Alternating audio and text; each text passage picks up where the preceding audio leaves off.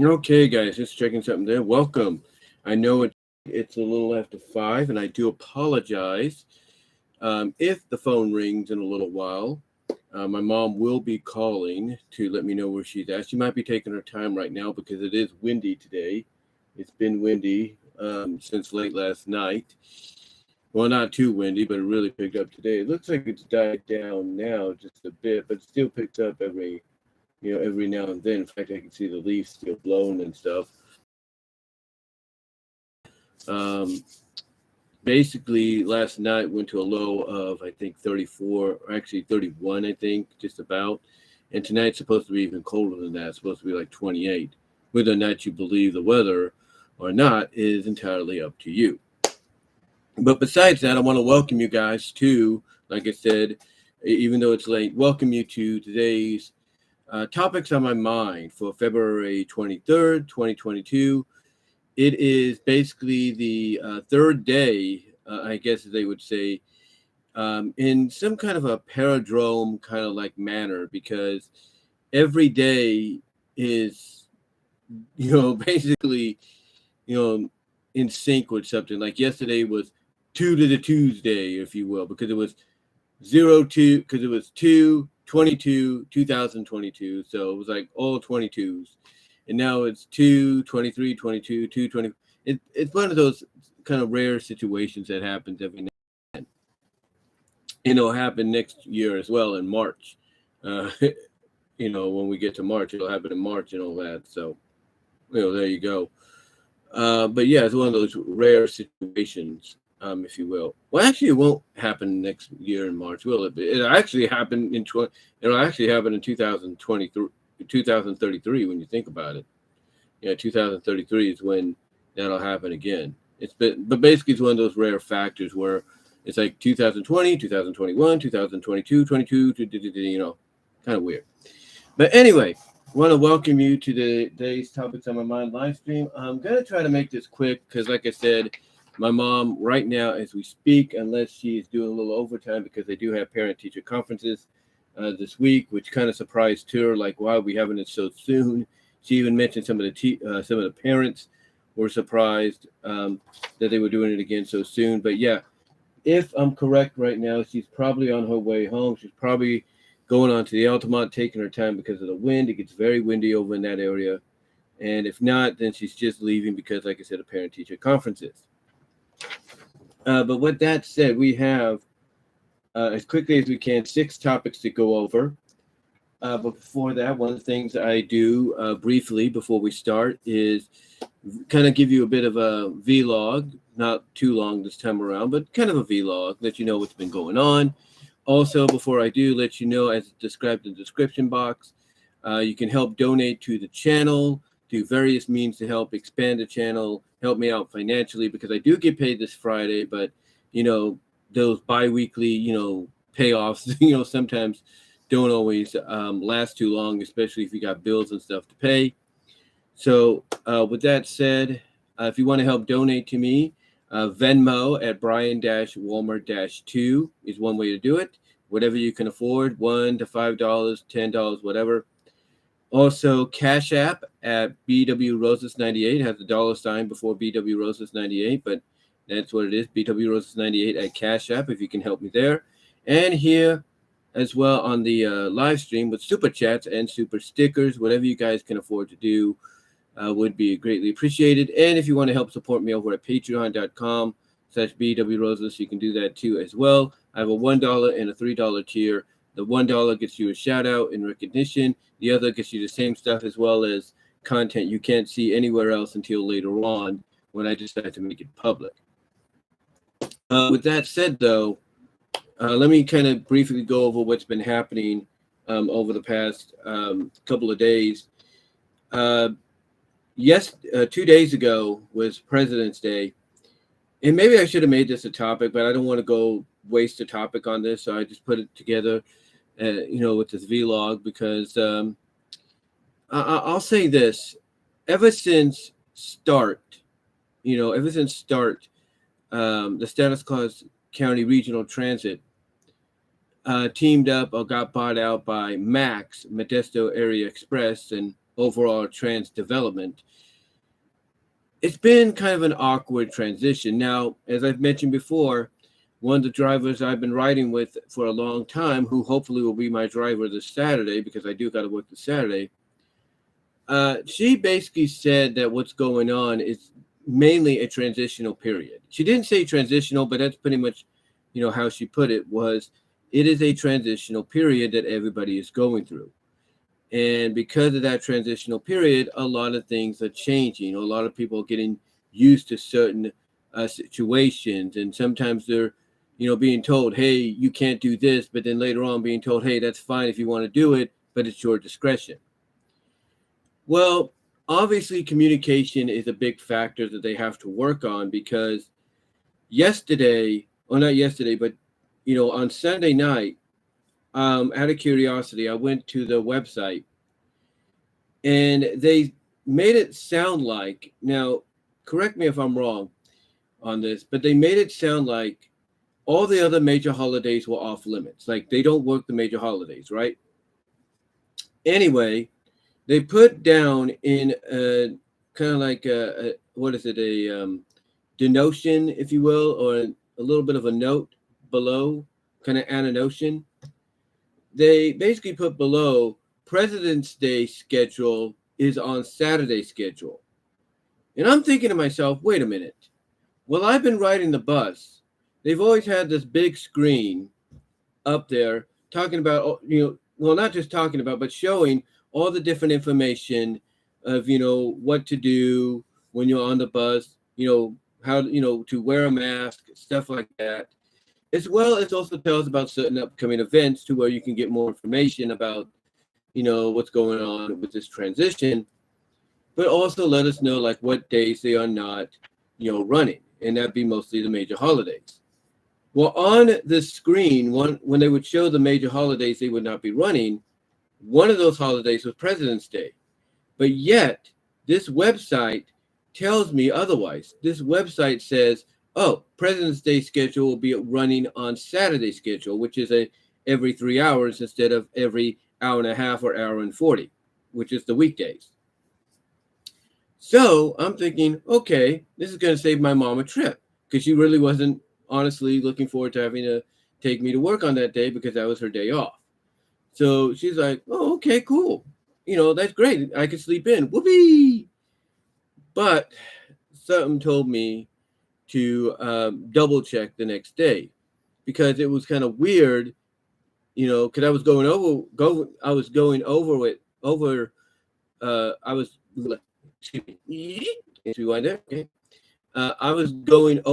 it with her, kind of saying it was kind of weird that it's saying this, but yet the bus with the LED screens say otherwise.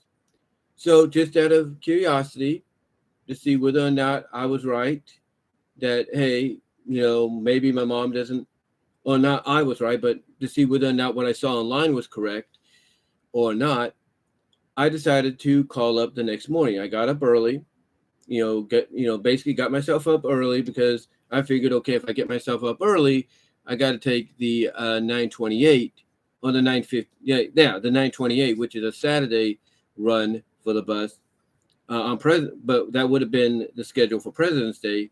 I know, confusing. So I'm like, okay, I'm going to take the 928 right, to work. So I basically wanted to see whether or not what I read online was correct or not, because like I said, I went over with it with my mom the previous night, and that even made her wonder, something's not right here, something's amiss.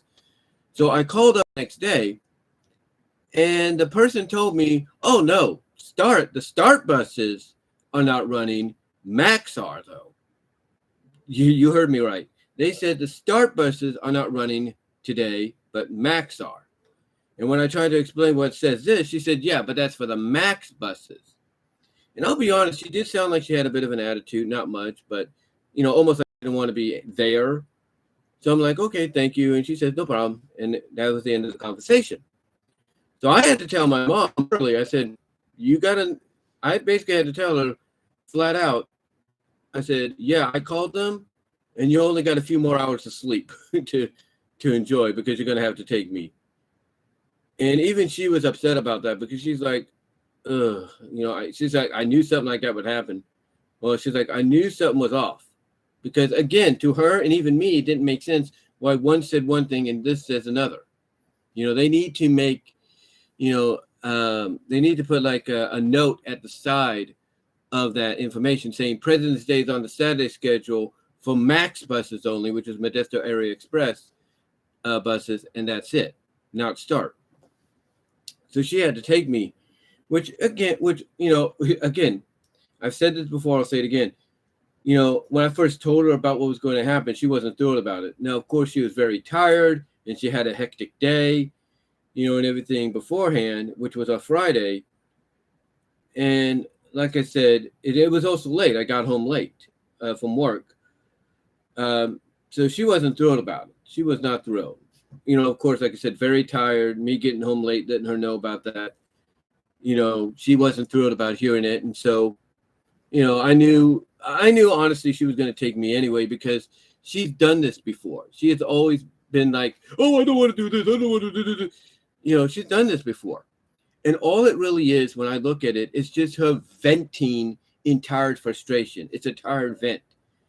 Oh, it's a tired like venting. Like she's just so tired and she doesn't want to hear that. She's just going to vent her frustration of, oh, why couldn't they be opening over there? All that. It's like, because like deep down she's saying, look, I know I'm not.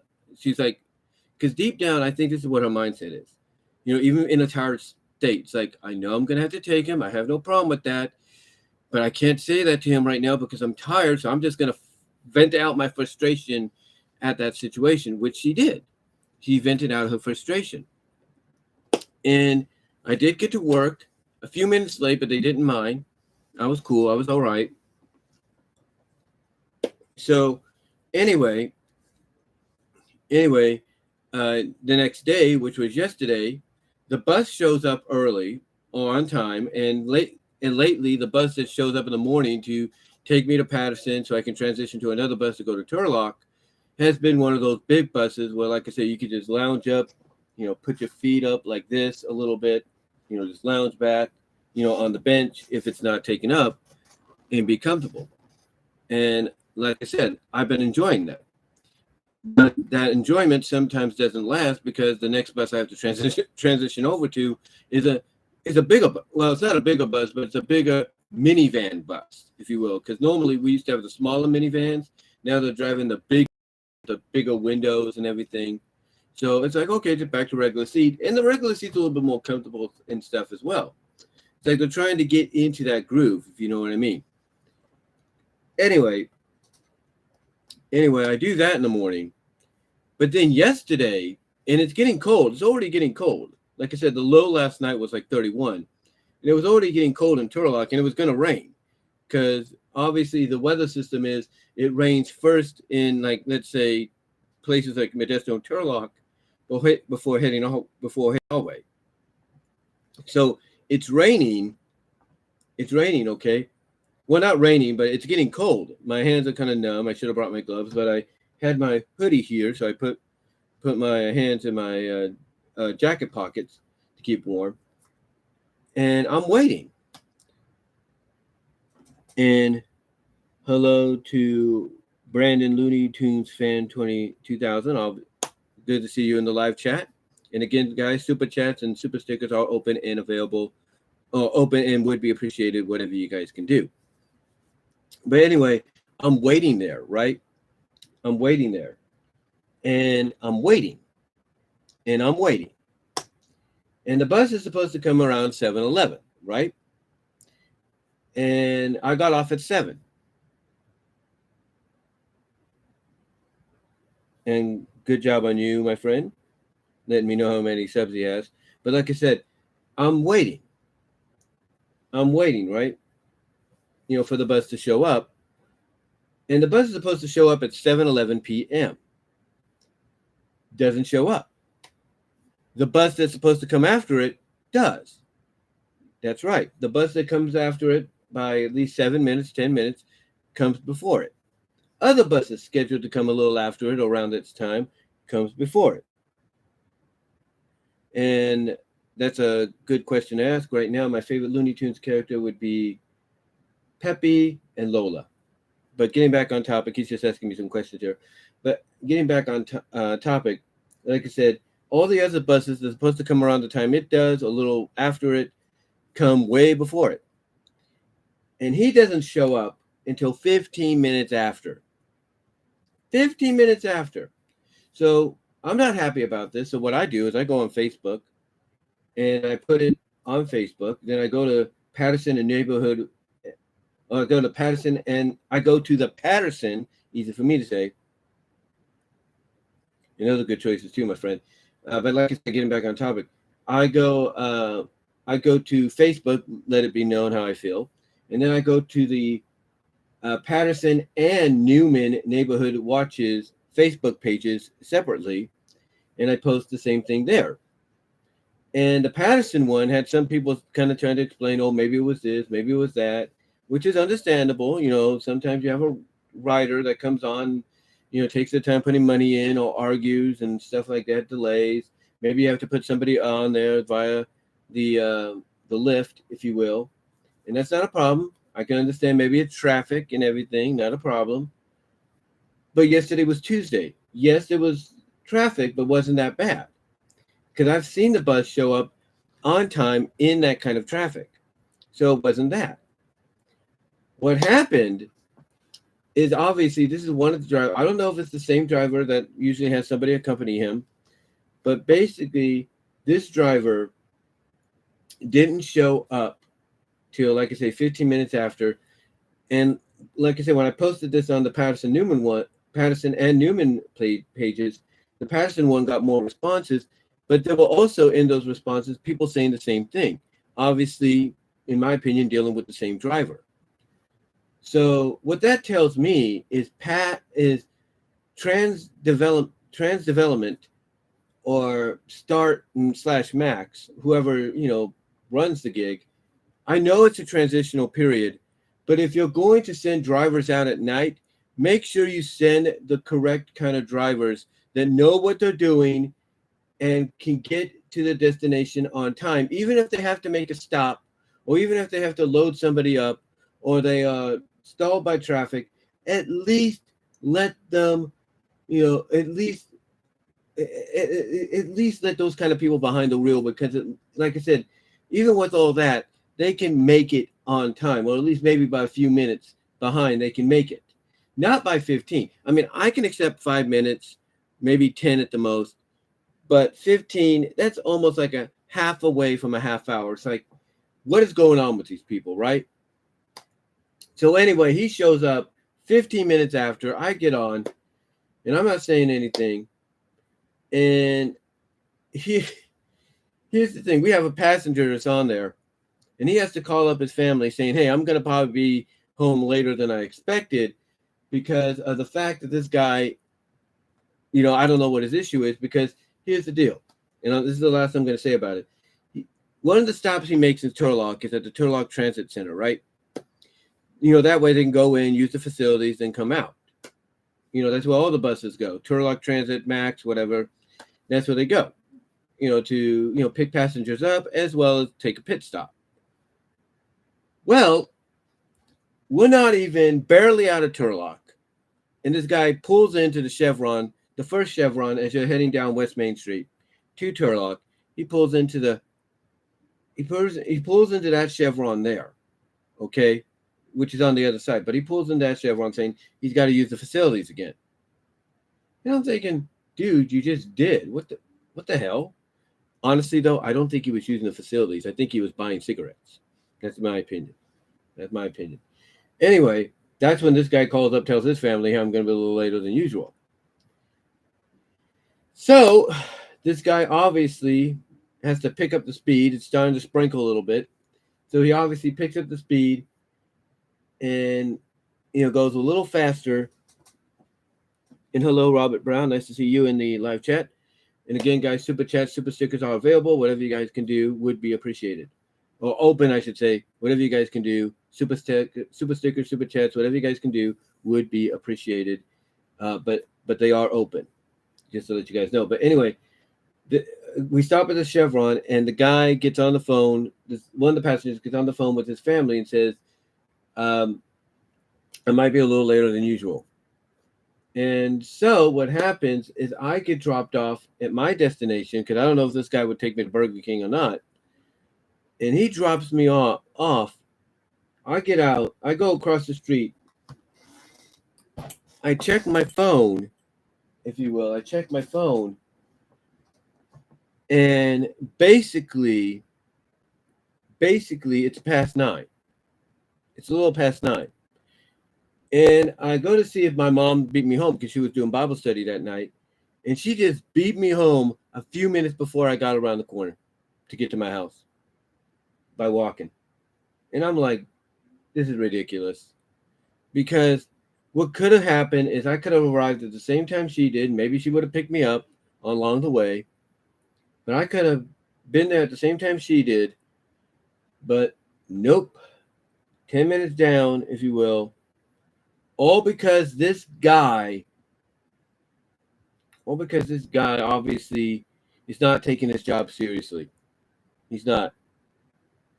And like I said, this is where Start and Max, if not any bus system out there in the state of California, or if not the United States, if they're going through a transitional period where one has bought out another, like I said, no matter what area in the United States, they need to make sure they get it across not just to the bus drivers, but to the passengers. Hey, we're going through this transitional phase right now. Things might be different. We're hiring on new drivers to do these routes. So it might be a little different. You might get a bit of a delay. You might get this. You might get that. Just let us know. Let us as the customer, as the passengers, know what's going on. And that's all they have to do. That's all they have to do. And mostly what they need to do is let their drivers know, hey, you need to be at this destination, this stop at this time. No questions asked, no dilly-dallying, no stopping because no stopping at one stop because there's no passengers there, but you just want an extra break. None of that. You get on that saddle and you drive yourself to get to your destinations on time, or else there will be issues. And they need to address that to them. They need to say that to them, period. They need to say that to them, period. But besides that, yesterday, President's Day was busy, there's no doubt, which made the day go by faster. Yesterday was better, little pickup here and there, but a little better. Bumped into not one, but two of my former associates at Target because one of them was shopping for a baby shower. And I'm sure she's going to tell people at work today, or has to tell people at work today, hey, I bumped into Brian. He was over at Target, working at Target. So, so that might be something they talk about and everything. I think they already know. But again, it's like I said, besides having a good day at work, the past 2 days anyway, this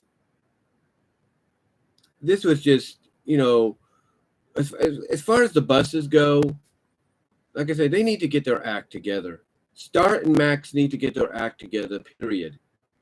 And again, it's not just, them here in California, here in Stanislaus County, if you will, but all bus systems across the state and all bus systems across the country. If you're going through a transitional period where one has bought out the other, then you need to let your passengers know what's going on. You need to let your bus drivers know, hey, we're going to hire on new drivers. And then you got to let those new drivers know, hey, we're hiring you on because of your experience, but we don't want no dilly-dallying.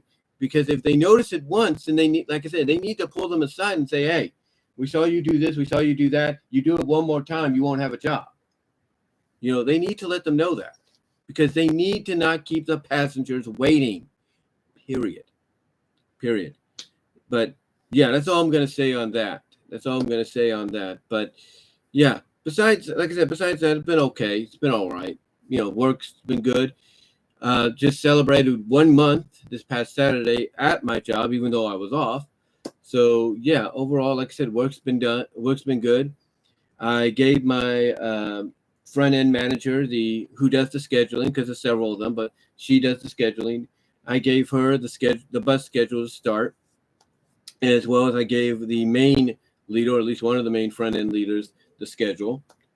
And then I also yesterday gave her and the other main leader copies of the schedule when it comes to the holidays for the buses, so that they know these are not the days they run, if you will. And also had to put in the note, yeah, President's Day was only for the MAX buses to run, not start.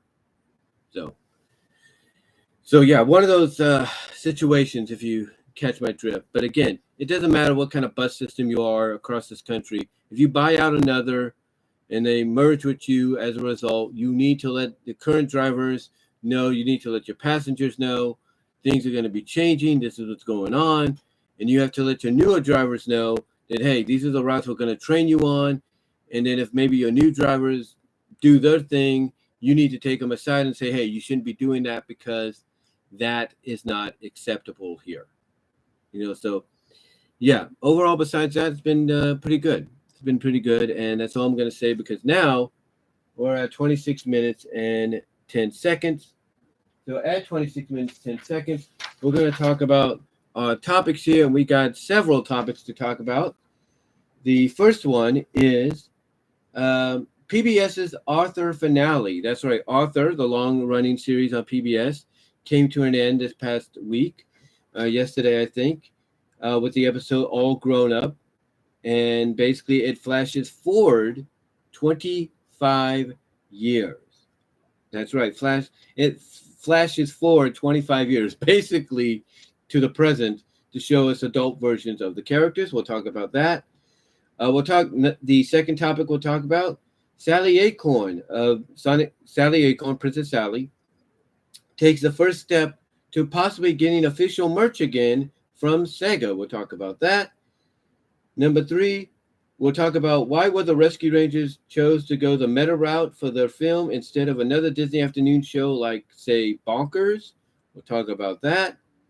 Number 4, we will talk about the California mask mandate for indoors ending, but with a catch.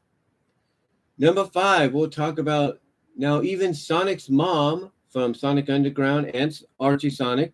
I should have said moms, but now Sonic's mom, both, one from Sonic Underground and Archie Sonic, along with Sally Acorn's mom from Archie Sonic, basically the topic is now even Sonic's mom from Sonic Underground and Archie Sonic separately, two different moms, that is, and Sally's mom from Archie Sonic get in on the NFSW Act. We'll talk about that.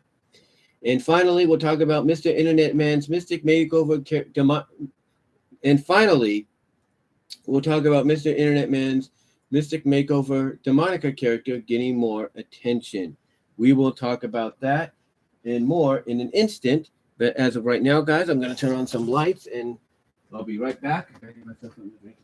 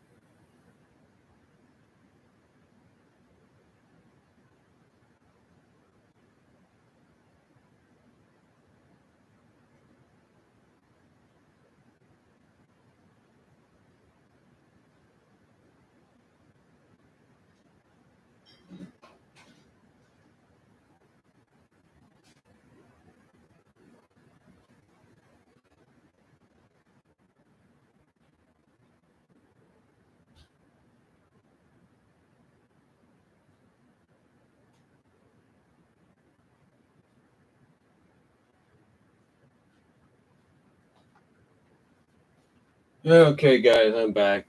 Yeah, I had to shut some of the stuff here because of the fact that I'm not sure how long this is going to go, and I had to get me a Starbucks. My mom bought me one and her one. I'll probably buy more of these back on Friday when I get paid. But anyway,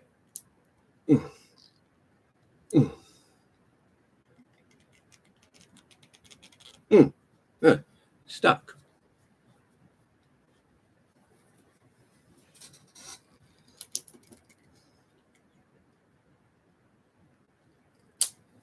There we go. This is what happens when you refrigerate it for too long. It kind of gets stuck a little bit. Oh, did they put the thing back on here? First, I'm surprised.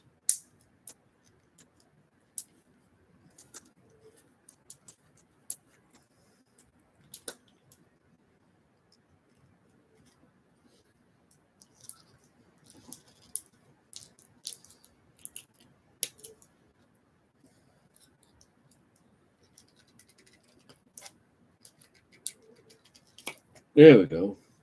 Yeah, must have got stuck or something.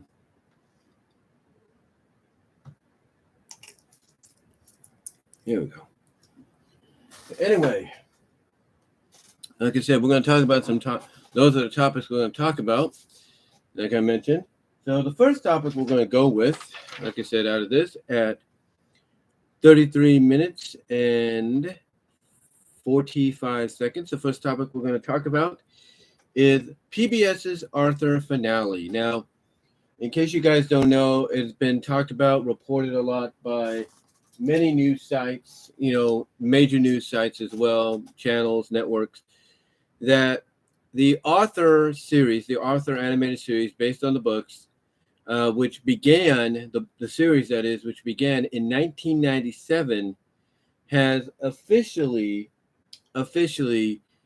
come to an end. It has officially come to an end as of, I think, yesterday, I believe, or this past President's Day, with the episode All Grown Up. And apparently the episode takes place, like I said, when reading off the topics we're going to talk about here, the episode takes place 25 years in the future, mainly right here in 2022, which we could assume means that the show, over its 25-year lifespan, took place within, I would say, a 4 or 5 year continuity span. So we could say from 97 to maybe 2002, and that's about it. But yeah, after 25 years, the show is officially over.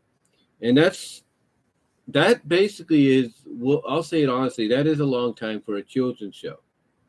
Now, obviously, Sesame Street outdoes that by a long shot when it comes to PBS. But when it comes to an animated show, there is no doubt that Arthur, I think, is one, if not one of them. What I'm trying to say is, for an animated show aimed at kids, especially in educational wise. Now, because here's the thing, Arthur was mainly aimed at an older generation. Now, I'm not talking like, he was aimed at preschoolers. No.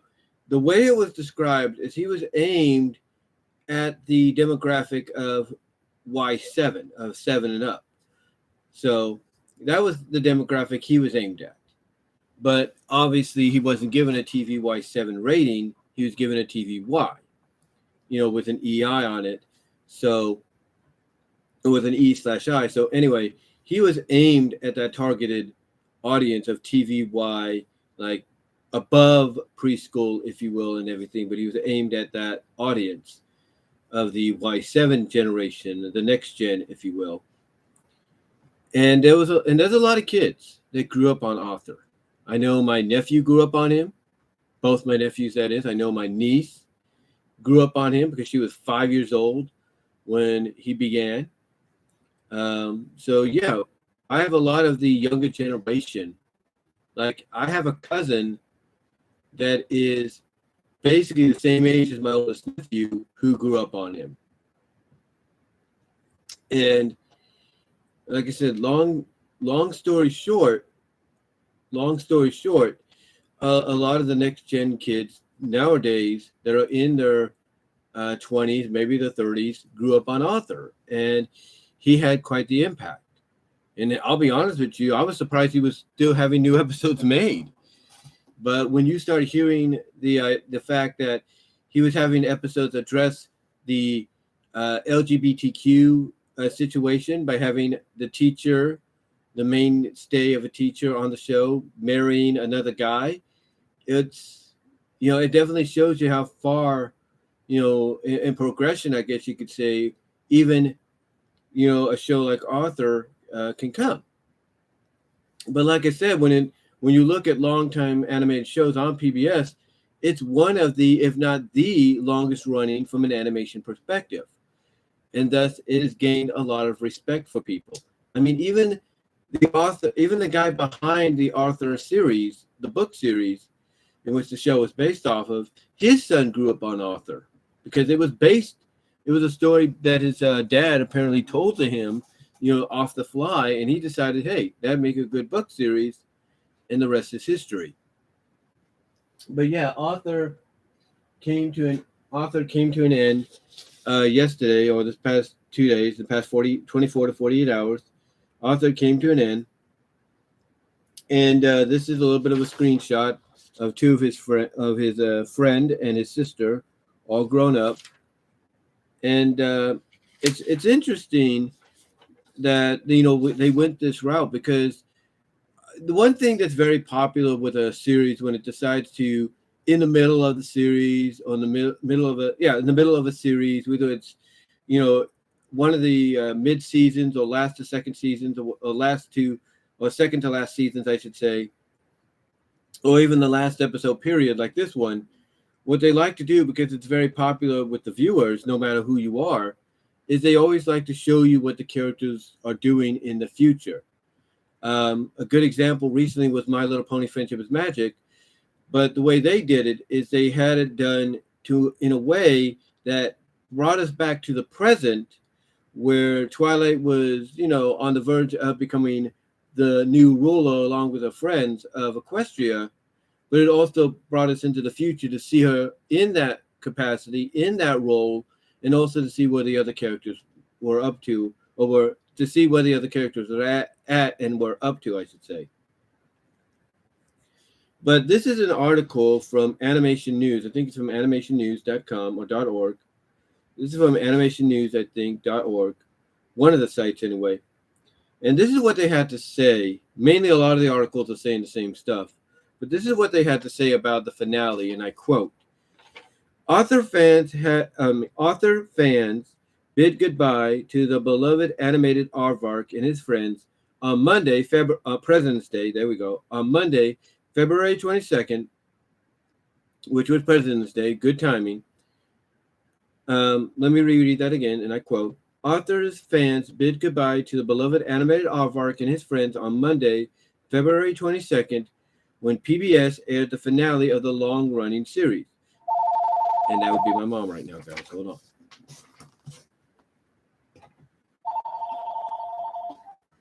Hello? Gas station. Okay.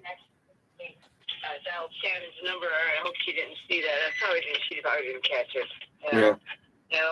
So there's a lot of little birds flying around over here. I don't know what they're doing. It's so weird. Yeah. So what kind of mail did I get today? You got AAA. Happening over there? No. Nothing, just relaxing. She's fine. She's fine. She's resting in her caddy. She woke up and everything. I put a sweater on. She went potty. She's okay. She had a snack. Yeah. Yeah. Okay. It's gonna get colder tonight. You know that. I know. Mm-hmm. Yeah. What did you hear? Nothing. No, about it getting colder. What did you hear? Nothing really. It's just going to be like 28. That's it. Huh? It's going to be 28. No. How long is this going to last? A couple of days. Well, there was no snow on the Altamont today. I don't know why. I don't know. It's going to be colder, maybe because it rained. I don't know. Yeah. Yesterday, but did it rain over in Newman? Do you know? I don't know. I don't know either. I don't know if it rained. I don't think so. Okay, Brian, let me get my gas and I'll get on home. Okay. Okay. I gotta try to work on some children's too, and before dinner time. I'm gonna. Yeah, I'll feel more hungry. Well, I get something to snack on, and so I gotta finish. I got one at 1, and then we had all of a sudden they had I guess a parent had a seizure. Yeah. I don't know. It wasn't an our site, so they sent their teenagers and their kids over to bedside B, and bedside B wasn't like, what's going on, you know? And the teacher had to come back to our side, and we were going to clock out. She goes, I got to come back over here. Those kids smell their feet. I don't know if it's the teenagers or what. She said they stunk. Yeah. About those. She said it was their feet. I go, oh, well, you know, a lot of kids, you know, maybe the kids don't wash good at that age. Boys. Yeah. I don't know. Depends on the kid. Probably they got athlete's feet, or so she just said they stunk. I don't know what she meant by that. Yeah. And I go, well, I'm not over there. I'm on my side. Mm-hmm. So anyway, okay, Brian, let me get going. All right. All right. Okay, talk to you later. God bless you. You too. Okay. Yeah. All right. See you in a little bit. Okay, All bye. Bye. I'm sorry about that. See what I mean? She loves to talk. But anyway, what was I? Oh, yeah. I had to do dishes in a little bit, too. So if I take another break, I do apologize for that. What's going to probably happen is a little weird, but hopefully not bad. We'll see what happens. But anyway, what was I? Oh, yeah. Authors fans bid goodbye to the beloved. This is from animationnews.org, or one of the sites anyway. It says Arthur fans bid goodbye to the beloved animated aardvark and his friends on Monday, February 22nd, President's Day, when PBS aired the finale of the long-running series. Based on the hugely popular books by Mark Brown, the show first premiered on PBS in October 1996, so not 97, but 96, and became the longest-running children's animated series and the second longest running animated show behind The Simpsons. So at least, you know, it's going to be in the Guinness Book of World Records, if you will, in the history books. It says the finale, all grown up, flash forwarded 25 years to reveal the main characters as grown-ups. Audience learned that Arthur, who now has some cool artsy facial hair, becomes a graphic novelist. The episode ends with the friendly aardvark reading the first chapter of his first book, Arthur's Eyes, which was the title of the show's first episode, to his old friend. The show also reveals that Muffy is running for mayor of Elwood. Francine is working for a company that makes athletic shoes, which I don't know whether one of them was the love interest for Arthur or his crush. DW, his sister, is a traffic cop, and Buster, the rabbit, who had his own show, is working as a teacher. So, yeah, the finale, like I said, so yeah, that's basically the finale in a nutshell. And like I said, overall, you know, overall, I didn't see the episode or anything because I was working. I might check it out later on to see what it was about. But to me, when a show decides to, as I was trying to say, you know, go this route, whether it's in the middle of the show's run, whether it's in the second to last season or in the very last episode, they get a lot of viewers for it because people want to see what's going on out of curiosity. They want to see what's happening, you know, with the characters out of curiosity, so they could be like, what's this? How did that happen? You know. But yeah, got to give credit. 25 years, 26. Well, it would have been 26 years actually if they kept going this year. But 25 plus years, I have to give them credit to be the longest running animated series, new episodes every year, every season, I should say. Second behind The Simpsons as far as animated show overall goes, is a pretty big accomplishment. Pretty big. Not only of The Simpsons, you know, Disney and 20th Century Fox Studios would kind of learn from this and be like, okay, we did what we could with The Simpsons. Let's put them to rest right now. But They haven't done that yet. Maybe eventually they will. I mean, seeing this, maybe that'll send a message of, hey, if the second longest running animated show behind you could do it, maybe it's your turn as well. But we'll see what happens.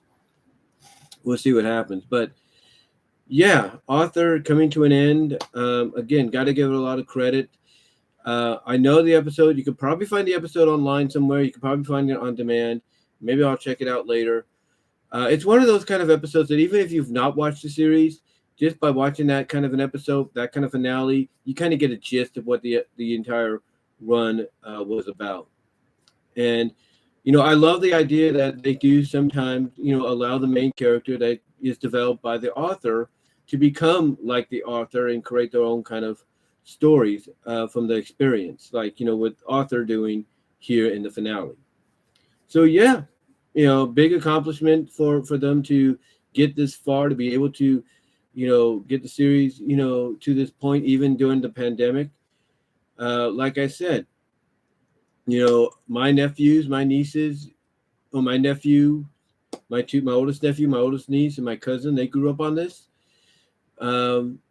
And along my other nephews and cousins that grew up in this generation, they grew up on it.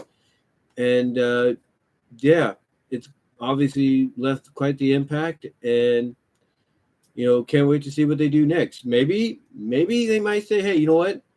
Now that we've explored the idea of Author being grown up, maybe we could do something like that and do it in an educational way. It can be done. They just got to figure out how they're going to do it.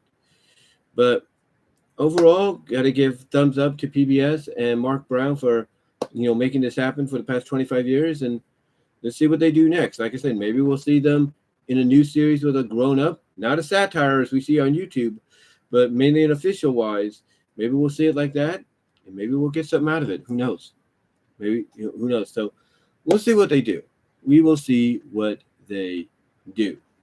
And I'm going to check something here real quickly, guys, before I go on to the next topic to see.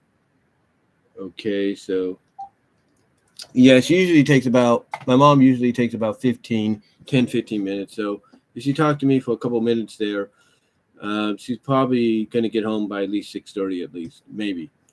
But anyway, though, that's about it on the first topic. Again, thumbs up to Author for, you know, accomplishing this, and let's see what they do next with the property. Let's see what they do. All right, next up on the topic list, number 2, and we're talking about this at, and I'm gonna make it official. We're talking about this at 50 minutes, and number 2. Sally Acorn takes the first step to possibly getting official merch again from Sega. Okay, so what this topic is about is recently First Four Figures, I think that's their name, have been putting, you know, various polls out of who fans would like to see get an official figure from them down the line. And they asked for fans to kind of bring up ideas for characters they would like to see. And obviously, a lot of Sonic fans saw this as an opportunity to say, hey, we really want to make a statement with this hashtag Rally for Sally movement. This is our opportunity.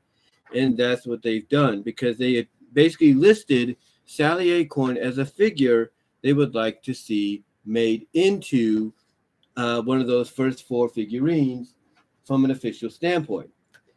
And I am happy to say that Sally Acorn, after the poll closed yesterday or the other day, Sally Acorn got a unanimous yes. We would like to see, well, basically what I'm trying to say is after the poll ended yesterday or the other day, that Sally got a unanimous yes, which means a lot of fans are saying, yes, we want this to happen. Now, that's the first step. The next step is going to be kind of tricky, because now they got to approach Sega, and they got to be Sega, and what First Four Figures has to do is approach Sega, just like they do any other franchise, or not franchise, but any other company that owns the rights to the franchise. They have to go up to them and say, hey, look, fans want to see this character made into a First Four figurine. Can we do that? Can we get a permission to do that? Now, they've gone and I think talked to the likes of Hasbro and Mattel, DC, Marvel, Disney, if you will, and I think they've gotten this to happen. But now basically it's Sega's turn to give a yay or a nay. Now, just because we as fans, including myself, voted yes to make this happen, doesn't mean that when they approach Sega with the idea to say, hey, they want this to happen, that Sega is going to give the okay. Because Sega may look at Sally and say, well, yeah, we know she's a Sega. We know she's part of Sonic, but she's not a game character. No. And she's not an IDW character. No. And she's not a movie character yet. No. But instead, we'll make her. You want a Sega character? Female-wise, we give you Rouge. We'll give you Me. We'll give you Tangle. You know, they'll do something. There's a good chance that they'll try to wrangle, you know, some kind of deal to say, yes, we're cool with you guys doing a figure, but we're not going to let Sally be that figure. We'll let you have one of the others. Hopefully, first 4 figures stands their ground and says, look, this got a unanimous vote. And if you want backlash on you major way, and that was my mom's door closing. I just partially closed it. But like I was trying to say, you know, hopefully, you know, first 4 figures stands their ground and says, hey, you know, unless you want backlash coming your way, because we don't want it coming our way, at least let us do this. This might be the only official merch you could do. Ooh on her. And at least it shows you're acknowledging other characters outside of the franchise, which is true. You know, you don't just focus on all these other characters. You got to focus on the characters as well that also contributed to Sonic's legacy. And Sally is a big one. And Sega knows this. Even Sega of America knows this. Sega of Europe knows this. Sega of Japan obviously should know this. But it's up to whoever has the final say. You know, if they come out and say, look, you know, we don't mind you doing this, but here's the proposition of doing other characters instead of her, that's not going to sit well. It's not going to sit well with characters. But I will say this. Basically, and by the way, super chats are open and would be appreciated if you could do it. And super stickers, that is, as well. But I will say this. Even if Sega says no on it, what this does here, what this poll does in the long run is it sends a message. It sends a message to Sega that we as fans know of the other characters of the Sonic lore. We know of the Sallys. We know of the Rotors. We know of the Bunnies. You know, we know of the Shades, if you will. We know of the Dulcies, of the Antoines, of the Rotors. You know, we know of all these characters. You cannot deny them. You cannot deny that we don't know them. So, to me, hopefully what this does is it sends a long-lasting message that Sonic is more than just what you see with IDW.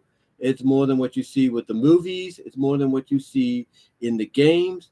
That there are more characters involved in his legacy than people can pretty much consider.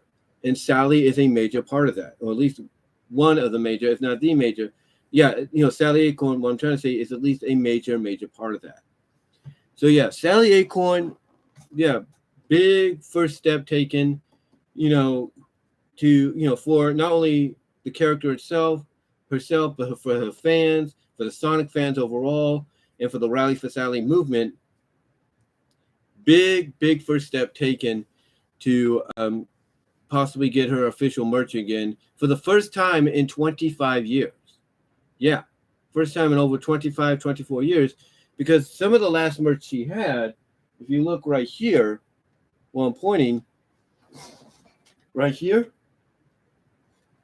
let me move back a little bit more. Right here, though, this little tuft of fur right here, that, along with other merch from the Sonic and Sydney show, is the last official merch, along with some books as well. Along with some books like, you know, some novelization books, if you know what I mean. You know, those are the last official pieces of merch that she's had in the past 24, 25, 23 years. She hasn't had anything else besides that. The only closest she's had is the official release on DVD of the Sat AM series as a complete series. And that's about it. So, to me, this would be a major statement made if Sega says, okay, fine, if this is... Because here's the thing, if they say yes, but then say, we'll only let this happen if this is the only figure you put out, then that's good enough for anybody else, because what it does is, even if it's the only figure they okay for a while, it does send a message with the sale of that figure, going through the roof and saying, oh, maybe there is a place for a character like Sally to exist, if you will, in the franchise. But overall, like I said, great first step for the character, great first step for the fans, sending a message, making the voices heard. And if Sega is about listening to the fans now, then hopefully they hear this and they're like, okay, let's give it a shot, see what happens.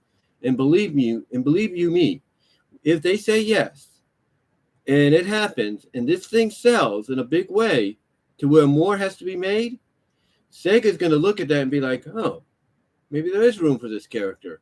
Or maybe there is room for characters like her that we kind of ignored. And maybe that might be what is needed, but we'll see. But yeah, the first full step taken to getting, Sally Acorn some official merch again in the form of a figurine by First Four Figures has been taken. Now it's up to Sega to say yay or nay. Pray to God they say yes, because I guarantee you that would be one of the more popular figures First Four Figure would be selling. And there's no doubt, if that happens, it'll sell out and they'll have to do more. And if it sells out on the initial batch, like I said, that says everything you need to know about how popular and beloved the character is. But that's all I'm going to say on it, guys. Hope and pray that this happens, because you know what? It might send a message that, not only for our Sonic franchise, but other franchises, that if they have characters fans still love, that they want to see given another shot at life, if you will, that, this kind of a movement will make it happen. All right, so now that we're at 59 minutes and 15 seconds, let's talk about number three's topic. Number three's topic is why were Rescue Rangers chose to go the meta route for their film instead of another Disney afternoon show like, let's say, Bonkers. And the reason I bring this up is because I was watching the recent Cartoon Crazy podcast by Animat, and he had Joey. Let me see if I got it. I got my history thing here. Hold on.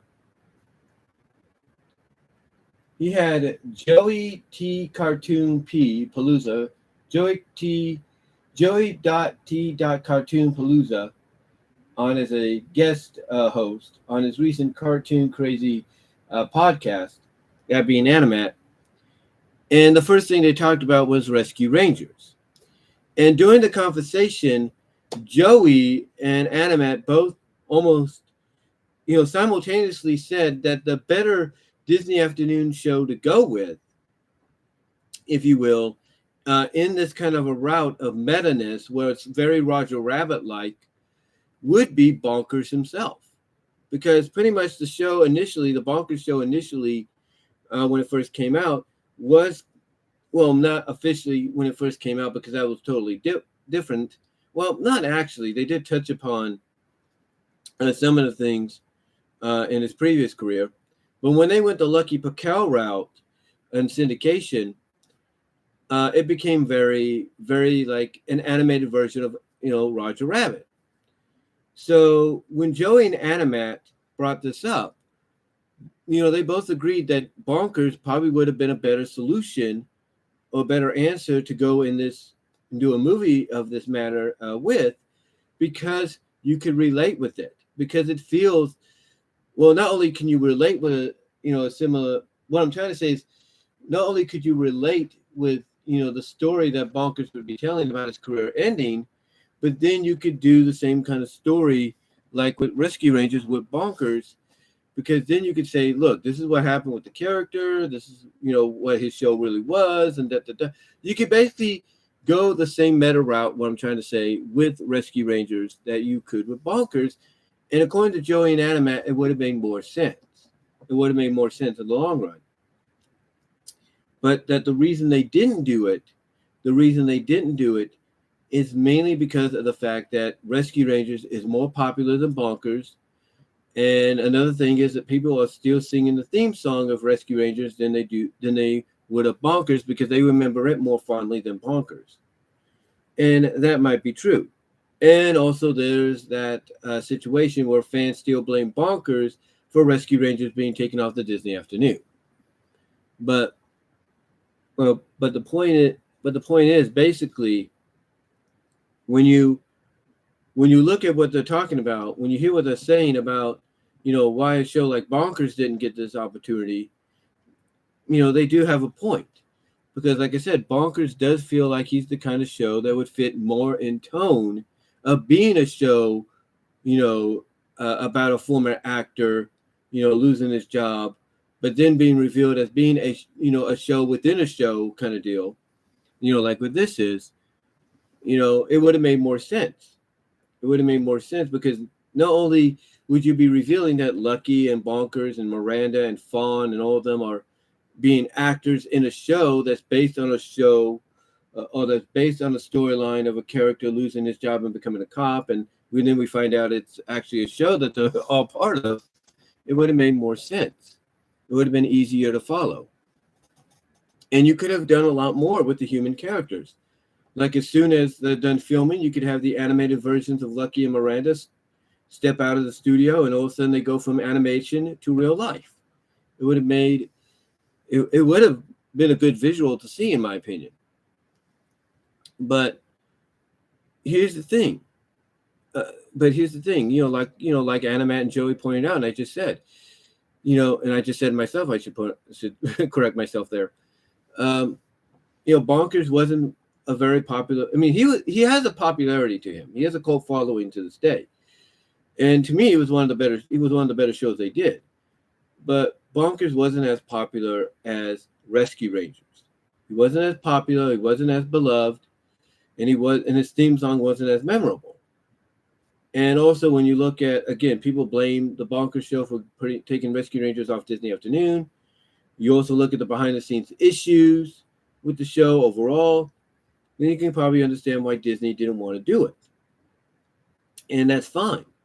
That's absolutely fine if that's, the reason they didn't want to do it. But I do agree that, Bonkers, in my opinion, would have been just as good, if not a better, Disney Afternoon IP to put it into this environment than Rescue Rangers was or is, because of the fact that it does play into what the show was about initially. Now, does that mean we won't see a Bonkers movie kind of similar to this? No. I mean, if this is successful on Disney Plus, if this gets a lot of views and its rating on Rotten Tomatoes goes up instead of down, then yeah, I could see Disney going the meta route with a lot of these. I could see him doing it for Bonkers. I could see him doing it for Tailspin. I could see him doing it, unfortunately, for Darkwing Duck. I could see him doing it, and maybe doing it, just as good, if not better, than with Rescue Rangers, because they would have more ample opportunity to explore more options with the characters. Maybe even do it with Gummy Bears. Who knows? But the thing is, like I said,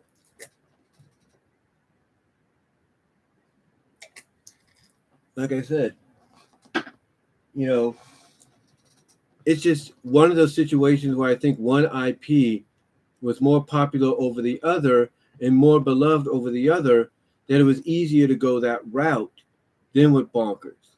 And when you think about why they're doing the meta route with it, it does make sense that, from a storytelling perspective, that, when you watch the original show, you're always wondering, why didn't the humans figure out who these characters were, or figure out, hey, these rodents have been helping us out. This Professor Nimno guy who's ranting about them says he knows what's going on. He says he knows who's been solving these crimes besides police. So, so basically, from a storytelling perspective, it does make sense that a show that has about solving mysteries in case would have the ultimate mystery of not knowing who's solving them, and then be revealed in this kind of environment that is just a show, and that the only reason the human characters don't know about these rodent characters helping them is because of the fact that they're playing along with the roles. They're acting out as much as the script tells them to. But yeah, I mean, I agree. Like I said, Bonkers would have been a good IP to go with. There's no doubt about it. It would have been a good IP to run with, in my opinion, with this kind of a storytelling, from a meta perspective. And if this is successful, who's to say we won't get more of this? But yeah, I do agree with Animat, and I do agree with Joey that Bonkers would have been a better solution. He would have been, in my opinion. But what do you guys think? Do you think Joey and Animat have a point? Or do you think maybe Rescue Rangers was the better choice? Let me know down below in the live chat as well, where super chats are open and would be appreciated along with super stickers. All right, number 4. And this will be the last one before I take a break, guys, because she could be home at any time now.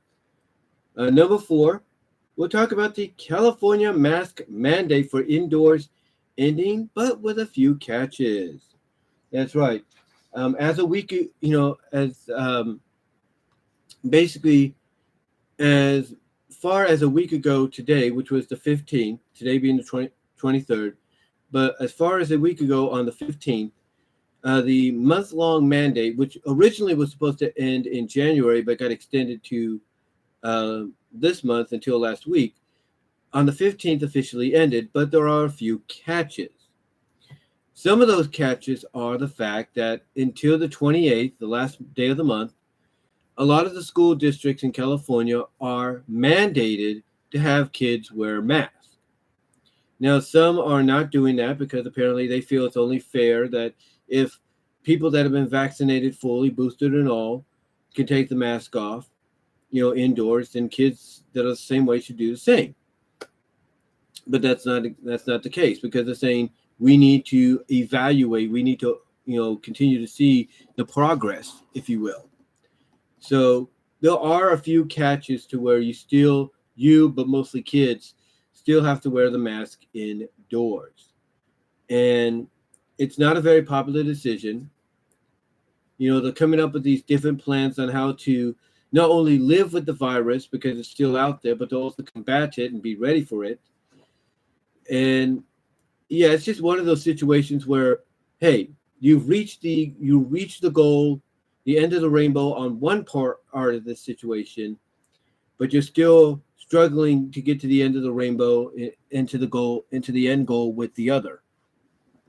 That's the main situation right there. You are struggling, if you will. You are struggling to basically get from one end to the other. It's like you've reached this end, but now you're struggling to get to this end, and that's kind of what's going on here. It's like the mask mandate for indoors, as far as you're fully vaccinated and boosted and all that, is over.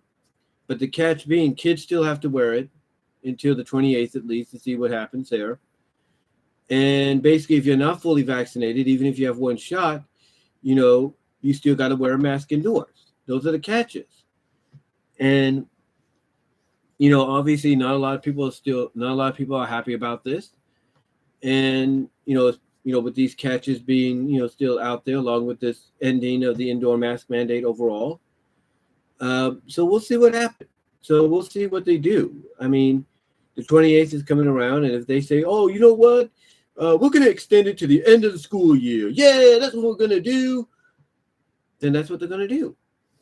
There's nothing really parents can do about that unless they want to take their kids out and teach them at home. There's nothing they can really do. But like I said, there are some schools that are not adhering to it because they probably feel the same way. Like, why should we be okay, but these kids suffer? That doesn't make sense. But yeah, there are a few catches and everything. And it looks like the news, I don't know who's trying to come up with this, but it looks like the news is still trying to fearmonger a lot of people into doing the vaccine, whether they want to or not, because now all of a sudden Omicron has a subvariant, according to some news sites. And again, to me, it's basically the news site's way of saying, well, you know what? Omicron, there was a subvariant, get the vaccine, discovered in Omicron today, get the booster. That's what it is. It's like they're talking about what's going on with this COVID situation in its final days, but in between it's almost like they're going, get the vaccine, get the booster. And when, like I said, all they should do before the newscast comes on and says, before we start the news, we would like to advise you once again to please go out and get the vaccine, get the booster, because the more they do it, the sooner we'll get out of this. If they do that, then that's all they have to do. Because guess what? It sends a message that, hey, we're going to proceed as normal, but we're going to keep advising you day after day to do this until the message gets across. And that's it. They don't have to keep fear-mongering. Just start the newscast by saying, we advise you to do it, and then that's it. That's all. But yeah, the California mask mandate, though, ended a week ago, which I think is great. But unfortunately, like I said, the catches are, if you're not fully vaccinated, even if you have one shot, two shots, not one shot or two shots, you still got to be fully masked because you need the booster to get that mask off. And kids still have to wear it in the school to at least the 28th. But like I said, there are some school districts that are not adhering to that as we speak.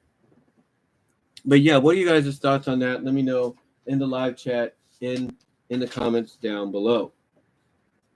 Now, next, second to not last, if you will, as I do this. Second to not last here, number 5, and we're starting this at an hour and 13 and 30 seconds. Number 5, now even Sonic's mom from Sonic Underground, Queen Aleena, and Archie Sonic, Bernadette, and Sally's mom, Archie Sonic, Queen Alicia, get in on the NFSW Act.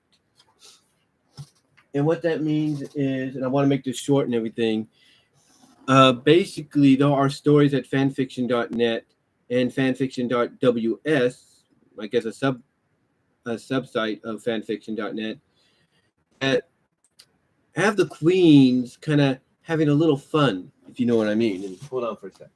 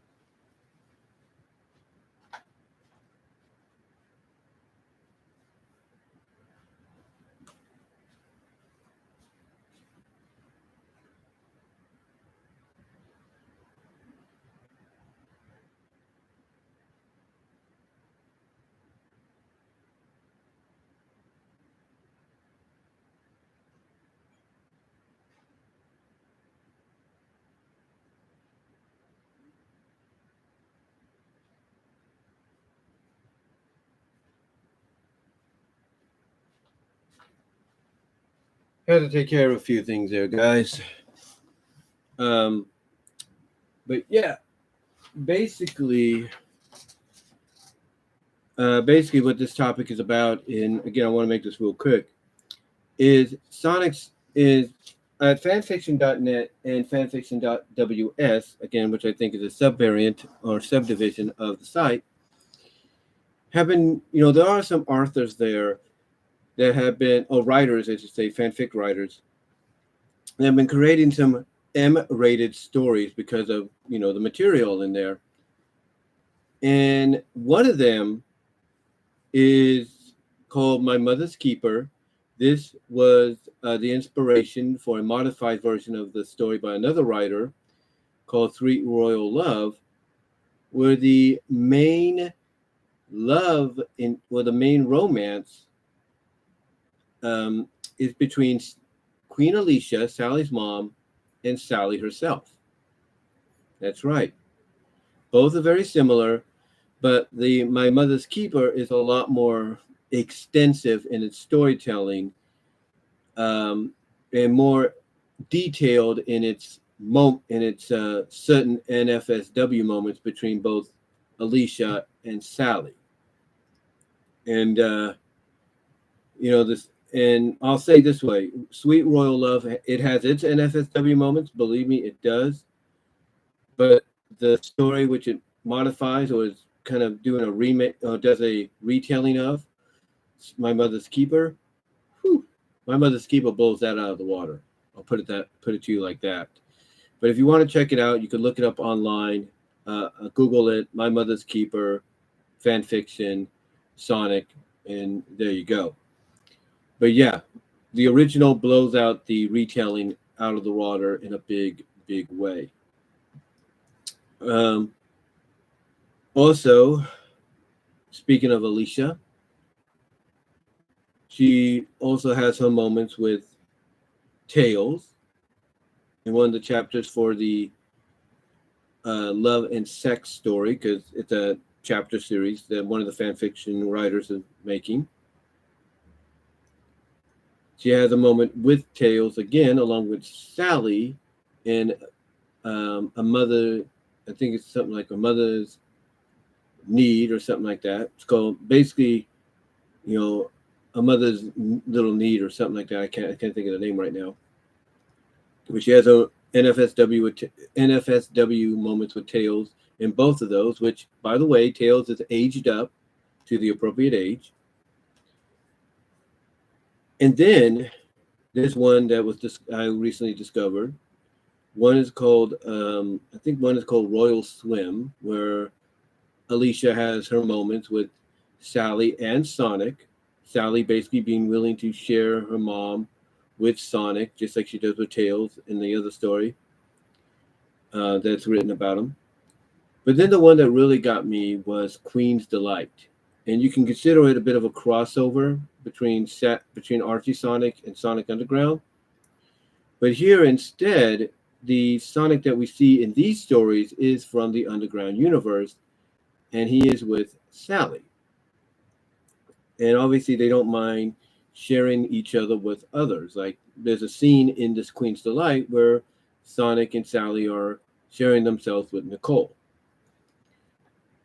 But that moment leads us into a big moment between Aleena and Alicia, where Aleena basically has fallen for Alicia, and Alicia basically not getting along with her husband, King Maximilian, Sally's father, and it's at that frustration moment in her life, if you know what I mean, gets approached by Aleena, gets kissed by Aleena because Aleena sees what's going on, and at first is a little taken aback, but then gives in, and they just go from there. They go from that first kiss, yes, her giving in and everything, to the bedroom, Aleena's bedroom, that is.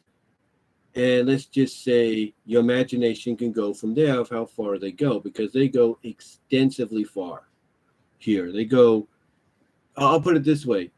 The intimate scene they have that one writer has in the love and sex chapter between Alicia and Tails, and the mother's needs story with Sally, Alicia, and Tails. The scene here between Aleena and Alicia, just like I said with the scene between Sally and her mom in the original story that Sweet Royal Love is based on, blows that scene of Sweet Royal Love out of the water. This moment between Aleena and Alicia blows those moments between Alicia and Tails and Alicia, Tails, and Sally out of the water, period, between Aleena and Alicia. And obviously it sets up for future storytelling in the future between the two. But we'll see what the writers do, honestly, because, I'll tell you, when you read these stories, it's like, holy smokes. It's like, what were these guys on, if you will, to come up with these ideas? But yeah, that's what I'm talking about when I say that, Sonic's parent, mom, both ends of the spectrum get into the NFSW thing along with Sally's mom because of these stories that are being written by these fanfic writers. Now, Sonic's other mom from the Archie comics gets into it as well. With as I've talked about before, Miles and the MILFs, she gets into it with him. I have a story basically where she gets into it with him coming up soon by somebody.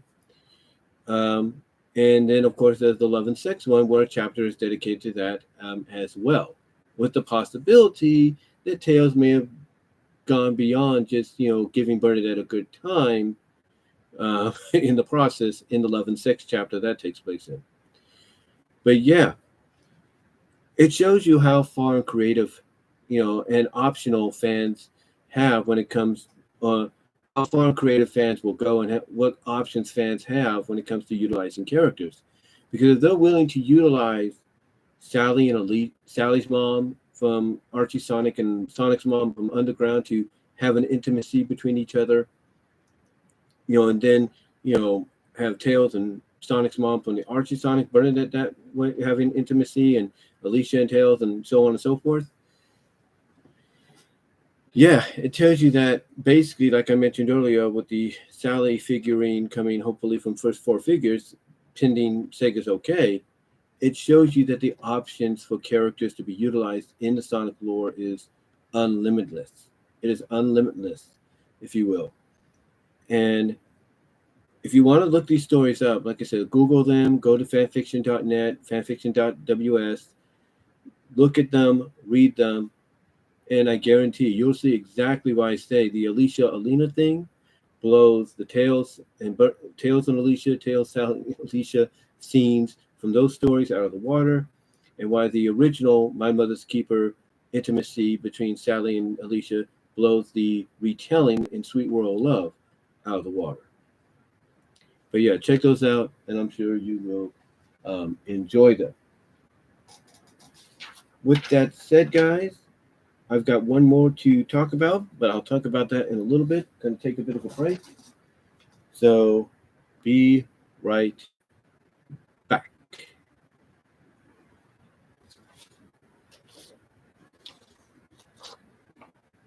Let me see what I can do. Back.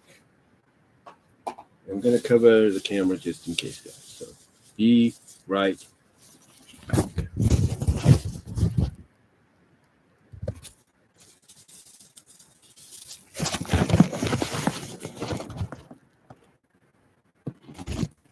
I can do this. There we go.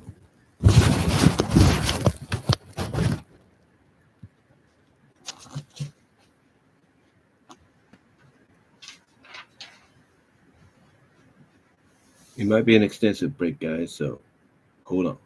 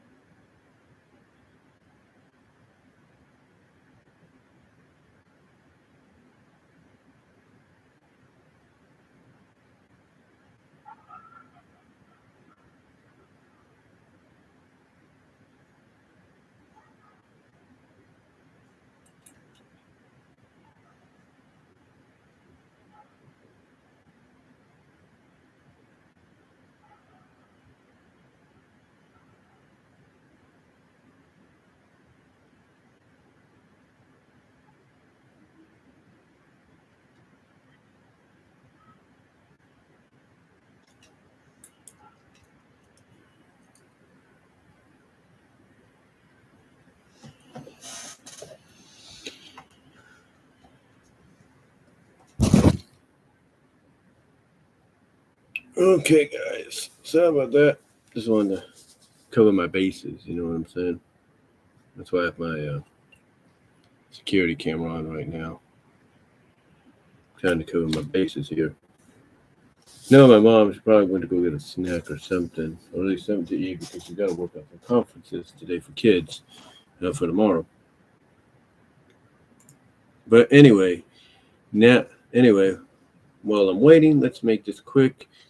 And if any of you guys, and there's my mom right now, guys. I was about to do it, but now we're going to take that break again. But when I come back, if you will, we'll talk about the last topic on the agenda. As I fix this here. We'll talk about the last on the agenda when I come back. So again, extensive break. Just want to let you know nothing's going wrong here. Just have my reasons, guys. So with that said, I'll be right back. Just when I was about to do it. But I had to, here's the thing, guys, if you can hear me, had to do dishes and had to get my mom's coffee ready so I can keep her going while she's writing these kids' conferences. So I'll be right back. Phone's about to ring. Got a feeling.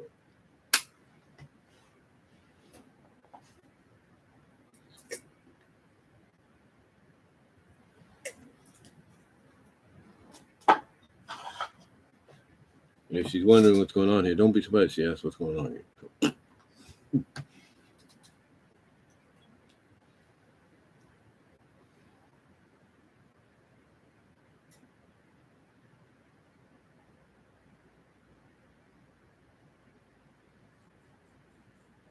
Like I said, it's going to be an extensive break. Trust me.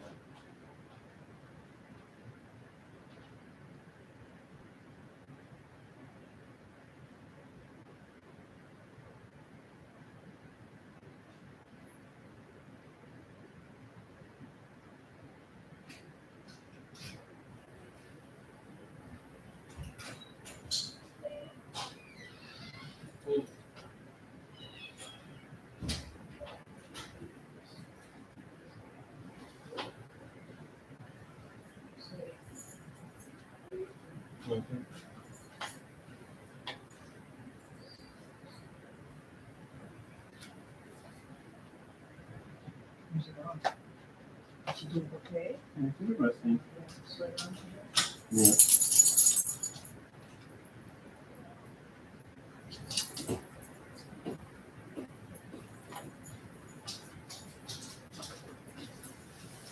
That'd be expensive, right?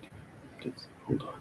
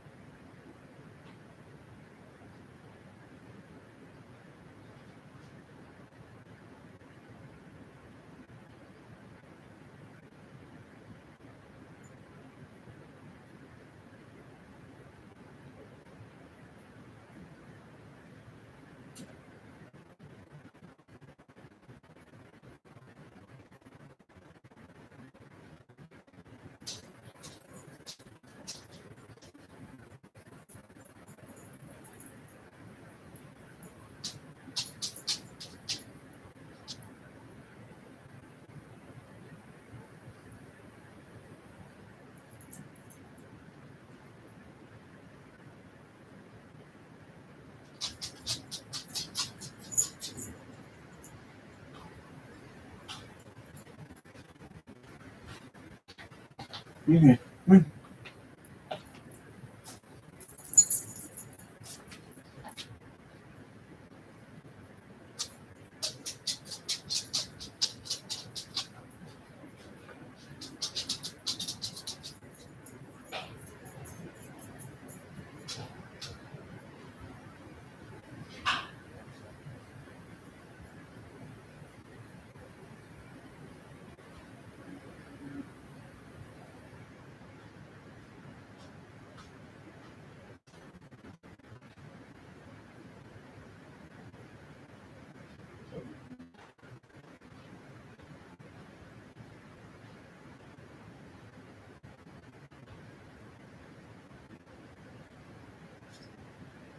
We have it at Friday. 45.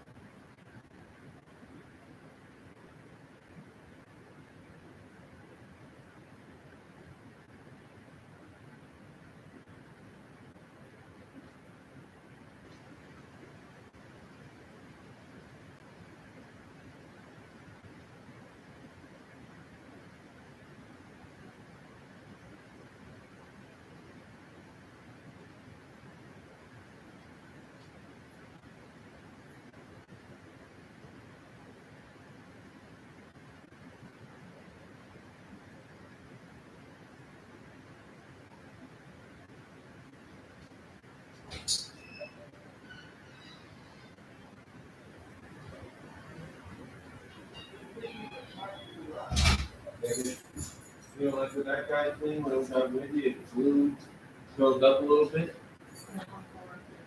Not that much. Yeah. No.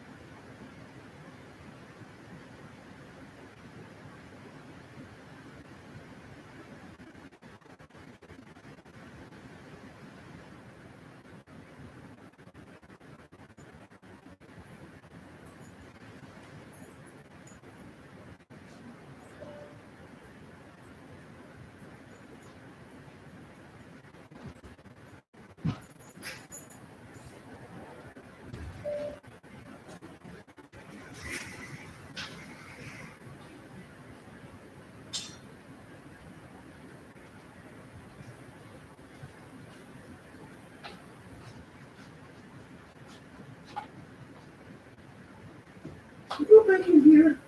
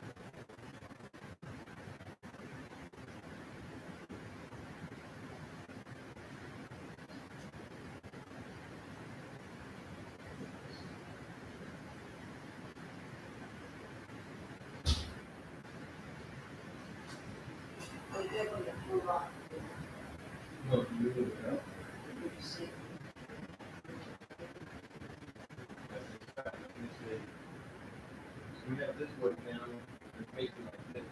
You know.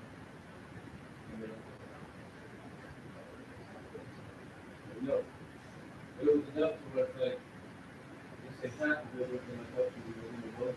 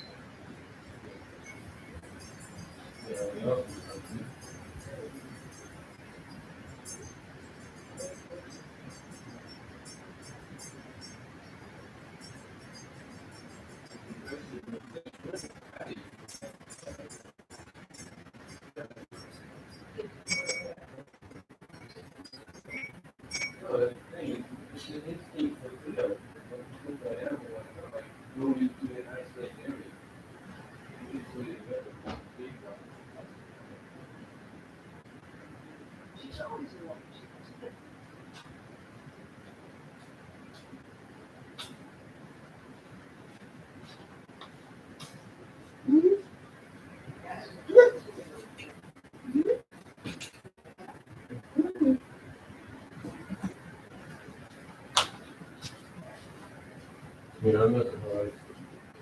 Not surprised.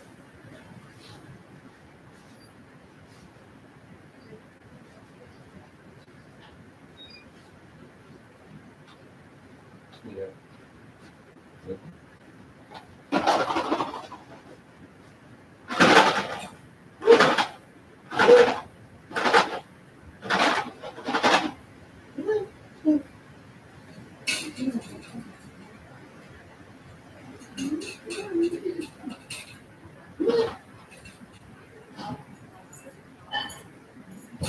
What if we don't continue?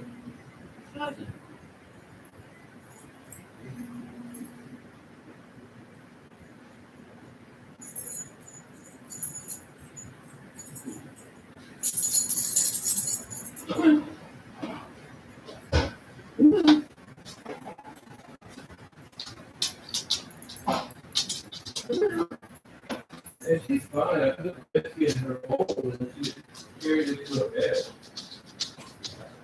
Yeah.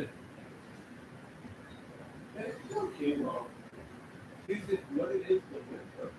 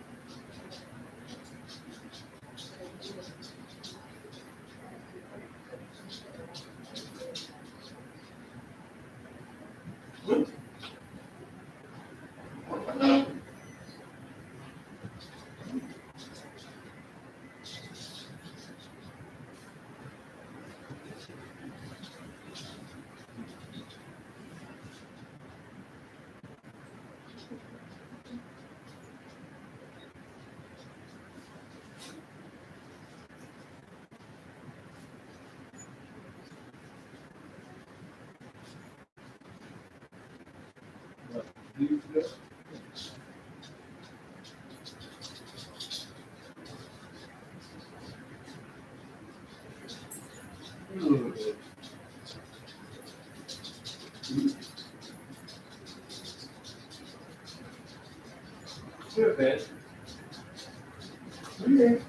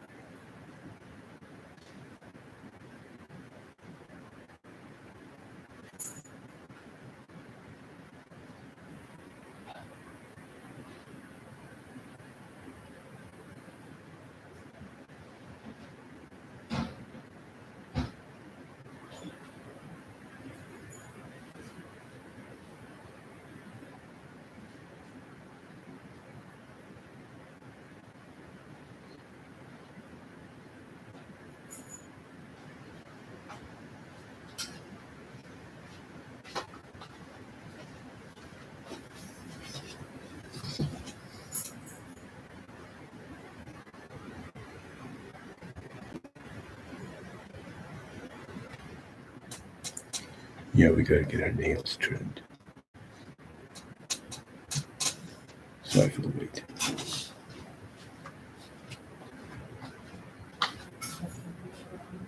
No.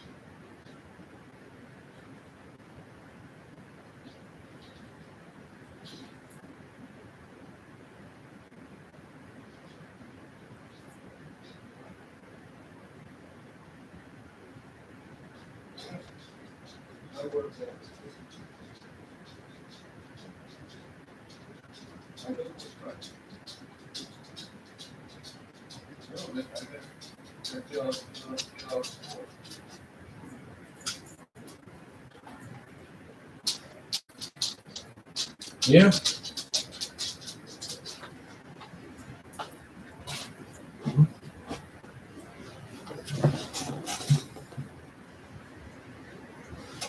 Super chats and super stickers are open and would be appreciated, guys. Whatever you guys can do.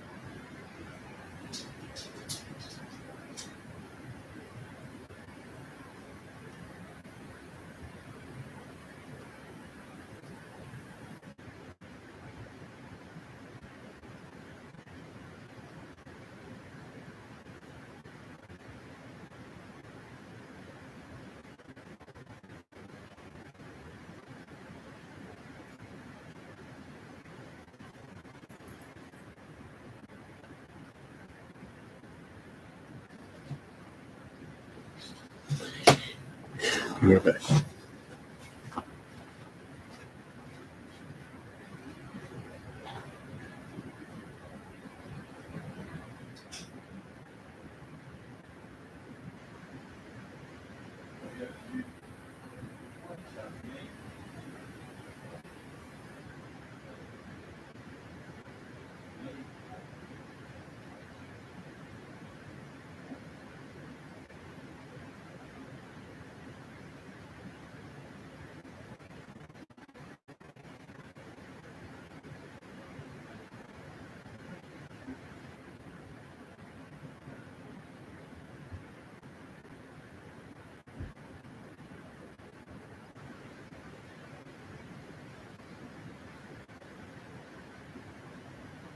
It's too much anxiety.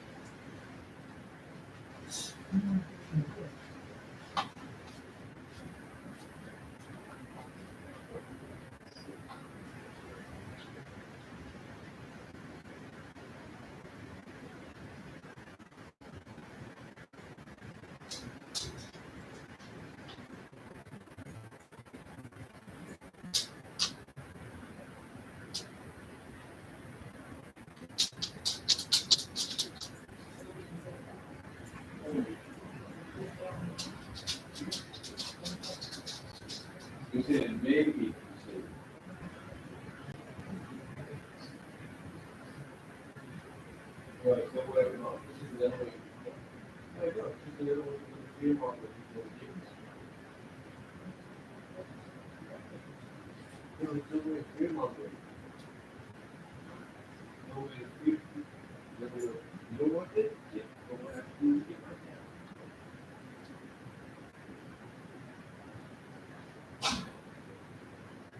What's happening in your brain right now? You're not keeping it alive. Unless you want to step back and get them in the front lines. You're gonna have to do nothing. You're not small.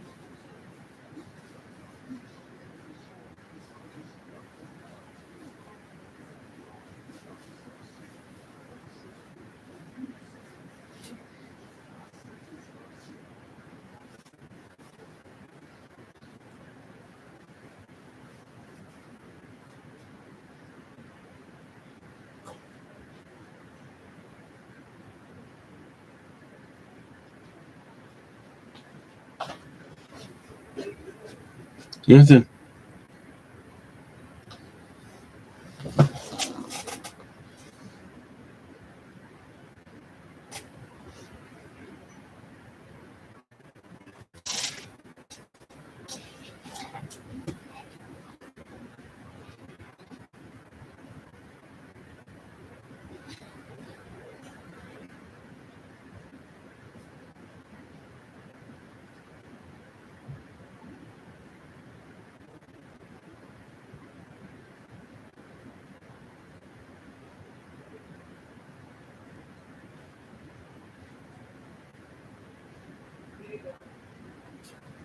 This one,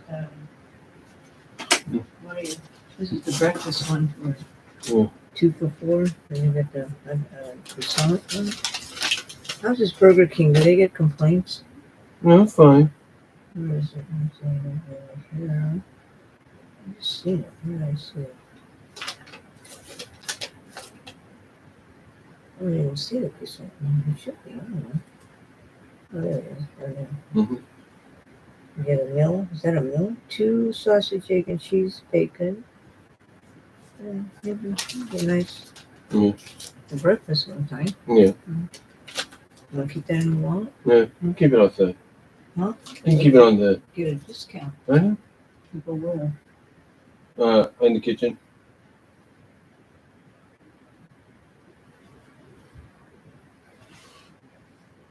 See what I mean?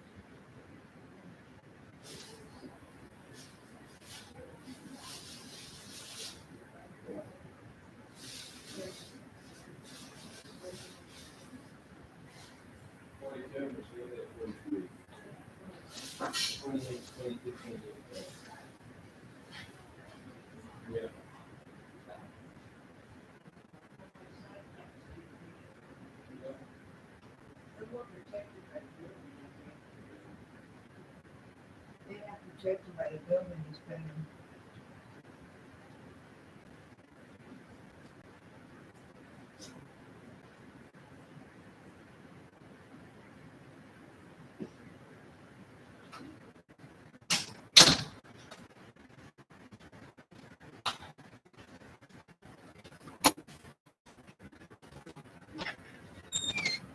He was like, what the heck?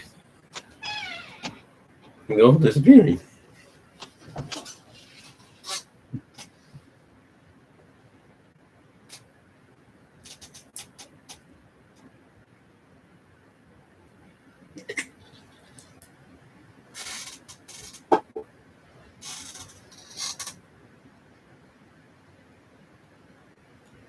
Sorry about the delay, guys.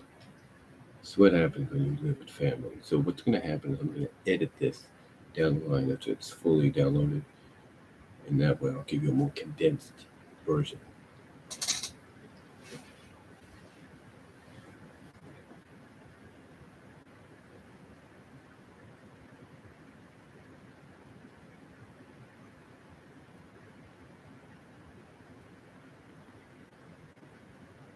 It's jelly eating it. Almost.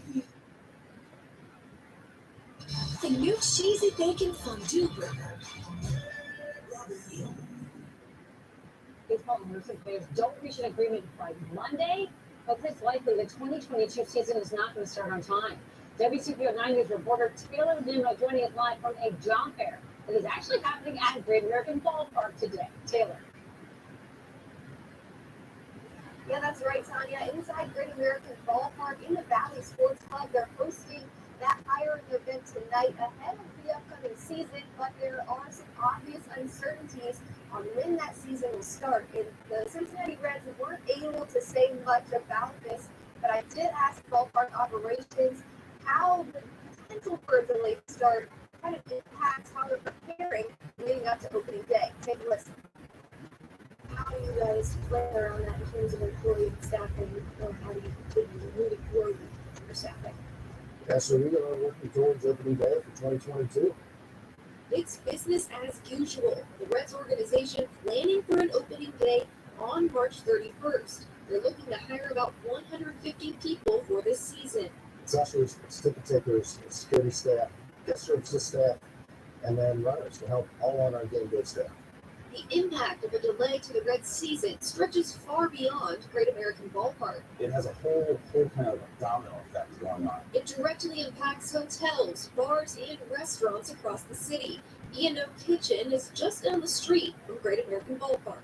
We have really important agreements that are set in stone with partners that we have in the community to do, whether it's live shows, player meet and greets, auctions, charity events that are connected to these sporting events. And if the Reds don't start on time, we're going to have to reconvene and figure out what we're going to do. UC economics professor Erwin Earhart says when people from out of town come to watch the Reds, they often visit other places like the Cincinnati Zoo or Kings Island. With the Reds extracted from that mix, I think it's going to hurt these other areas of entertainment here in the greater Cincinnati region. As time keeps ticking, fans and businesses are hoping for the best, but fearing the worst. And we might actually not have some of these members if we shorten the season because, frankly, grown men can't reach an agreement to cut a couple dollars and cents off the bottom line.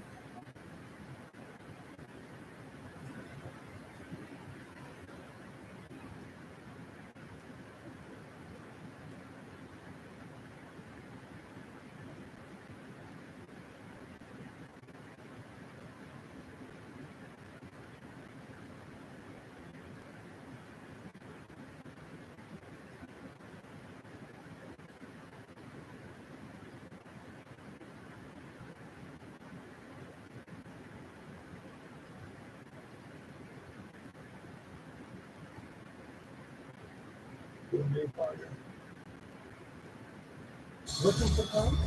Add some wow to your workspace. There we have everything you need. Breaking news at the first take this morning, and this according to our entertainment. The college football playoff to stay 14 more players who experience all their contact with expires. On the 2025 season, the 10 FBS conferences and Notre Dame have forfeited roughly $450 million in potential revenue by staying at 14.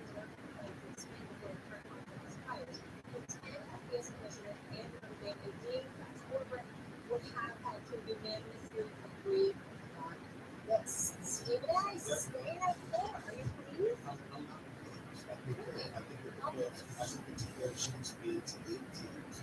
And I think that should stay at 4. Because, listen, we want the best teams in there, but we also want teams that aren't from the power conferences to get a shot.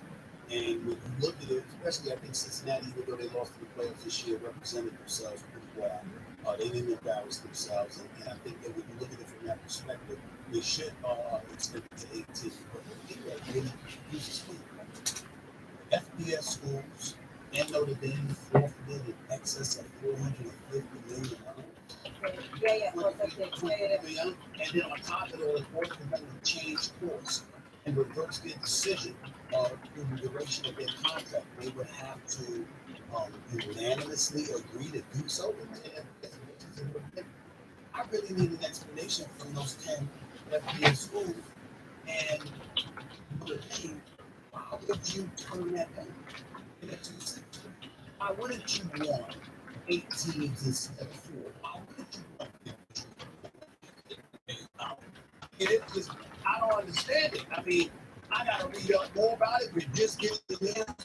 So I'm not as in the situation as I like to be, fair enough. But I'm saying the $450 million, and on top of those, you're limited into 4. You know, like you got an 18 playoff. I mean, that would be just as exciting. It'll be additional week of football. Not to mention the fact that you get more money. Maybe that's what it is. They don't think it'll be as exciting. I don't know. I'm surprised that money didn't drive the decision. That's right. That's where I'm stuck. I'm stuck right there. But more power to them again. We need to see more teams than just the SEC and the Big Ten dominating the season. Obviously, Cincinnati was in there, so they represent themselves well. Just like I said, there's some other teams that were squeezing there as well. You got an 18 playoff. That's not a bad thing to have. Thanks for watching ESPN.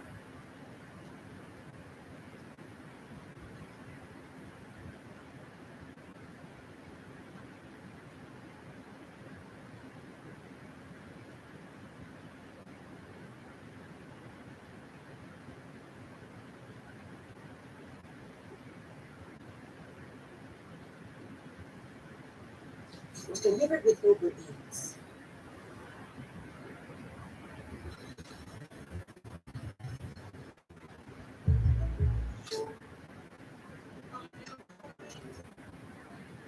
Last day of management committee has started to consider potential expanding.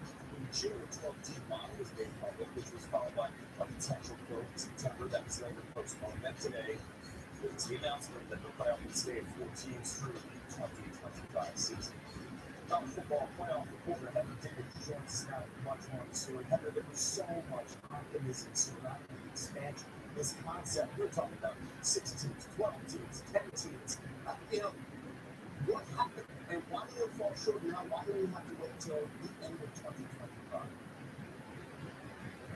Because it had to be unanimous, and it certainly wasn't. And there are a multitude of reasons. One is because ACC Commissioner Jim Phillips said in mid-January his league was united in its stance that now is not the right time to expand the playoff. He said college football and the entire collegiate landscape had bigger issues like name, image, and likeness, the transfer portal, Supreme Court ruling, all of those other things that have made the landscape so unstable need to be addressed first. And then there's also the issue of automatic qualifiers. That was a sticking point in the debate. Big Ten Commissioner Kevin Warren said in Indianapolis at the national championship game that he believed that the Big Ten conference champion deserved to be in there. So the Power 5 conference champions plus one other conference champion was on the table, but did not have majority of support in.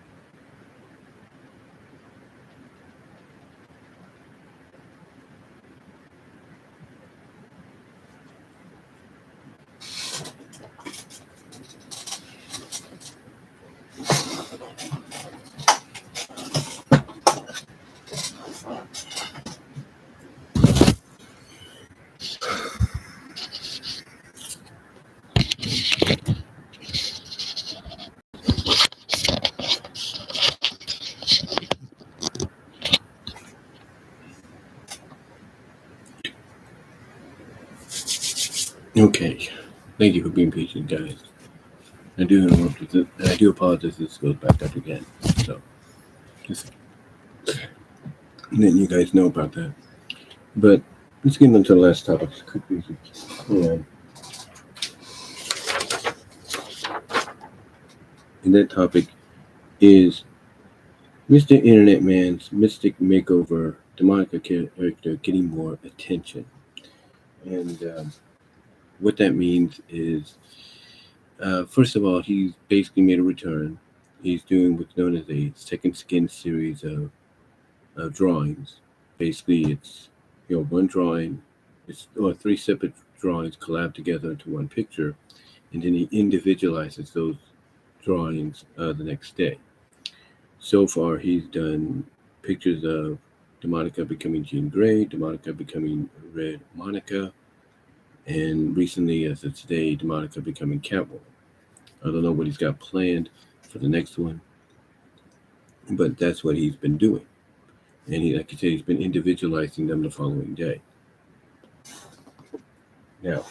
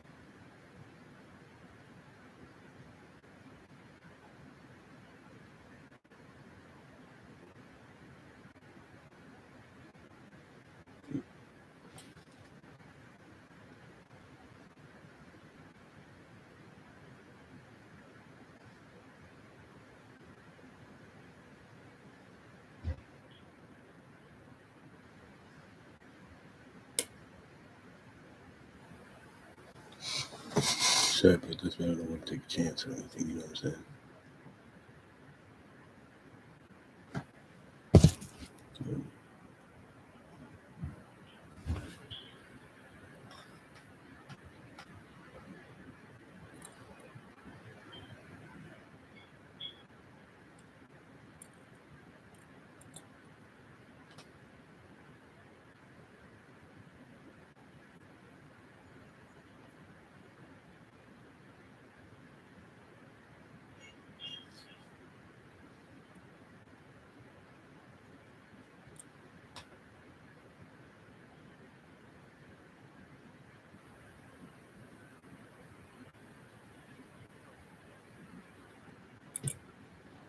Like I said, I'm going to edit this down and we'll fix it better later.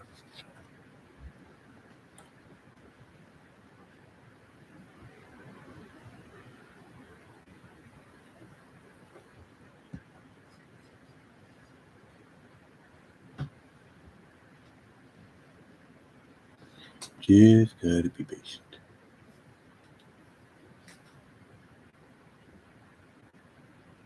Should have done this earlier, but things I was resting, tired.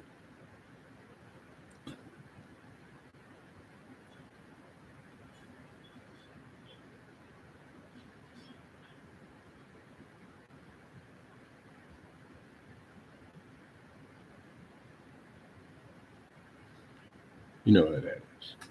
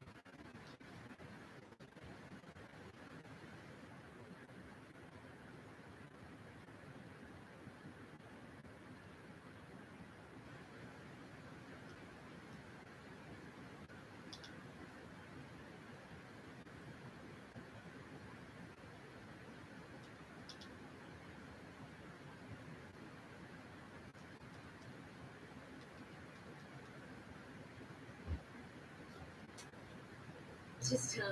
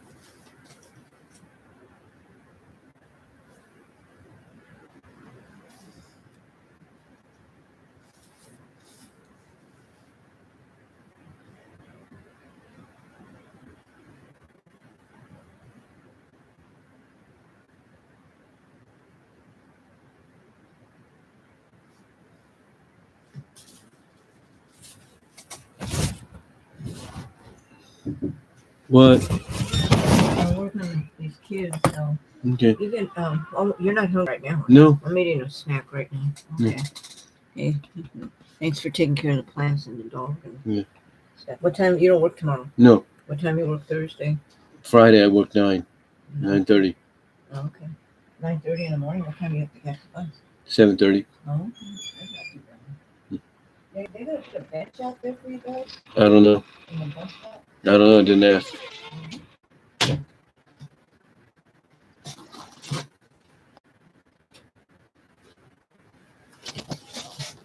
See what I mean?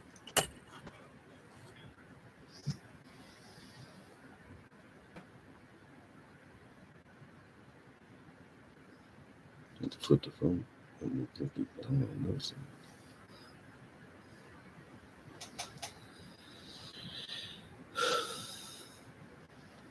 You see what I'm talking about?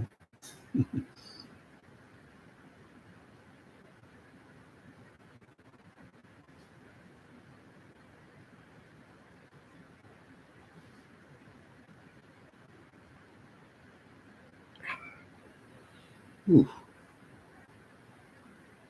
So like I'm not doing I'm doing good as best I can, but you see what I mean by, having to probably edit this down later.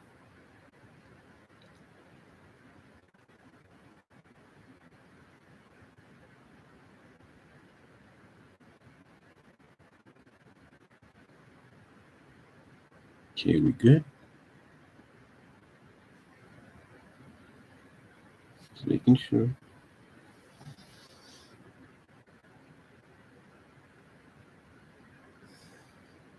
In the paper.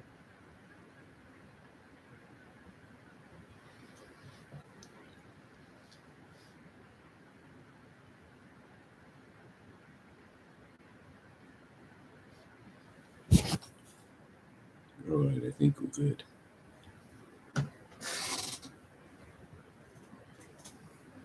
All right, sorry about that delay, but you know what it's like when you have to live with family, and sometimes it's kind of hard because they don't always understand exactly what's going on technology-wise. But anyway, moving on back to the topic, which we will now officially begin in 2 hours, 48 minutes, and 10 seconds. I do apologize for the wait. I know you're thinking 70 minutes of blankness. What the heck? Again, I'll try to edit this down later. But, yeah. Mr. Internet, the final topic, the number 6 topic here. You can see it right there. Mr. Internet Man's Mystic Makeover Demonica character getting more attention. And what I mean by that is recently, Mr. Internet Man has been coming back, as I was trying to mention before I put the cover back up on the camera. I was trying to say is Mr. Internet Man recently has been coming back with some new drawings of Demonica becoming different characters. He calls it's a series he calls Second Skin. And lately he's had her turn into Jean Grey, Red Monica, which I guess is a take on Red Sonja, and recently as of today, Catwoman.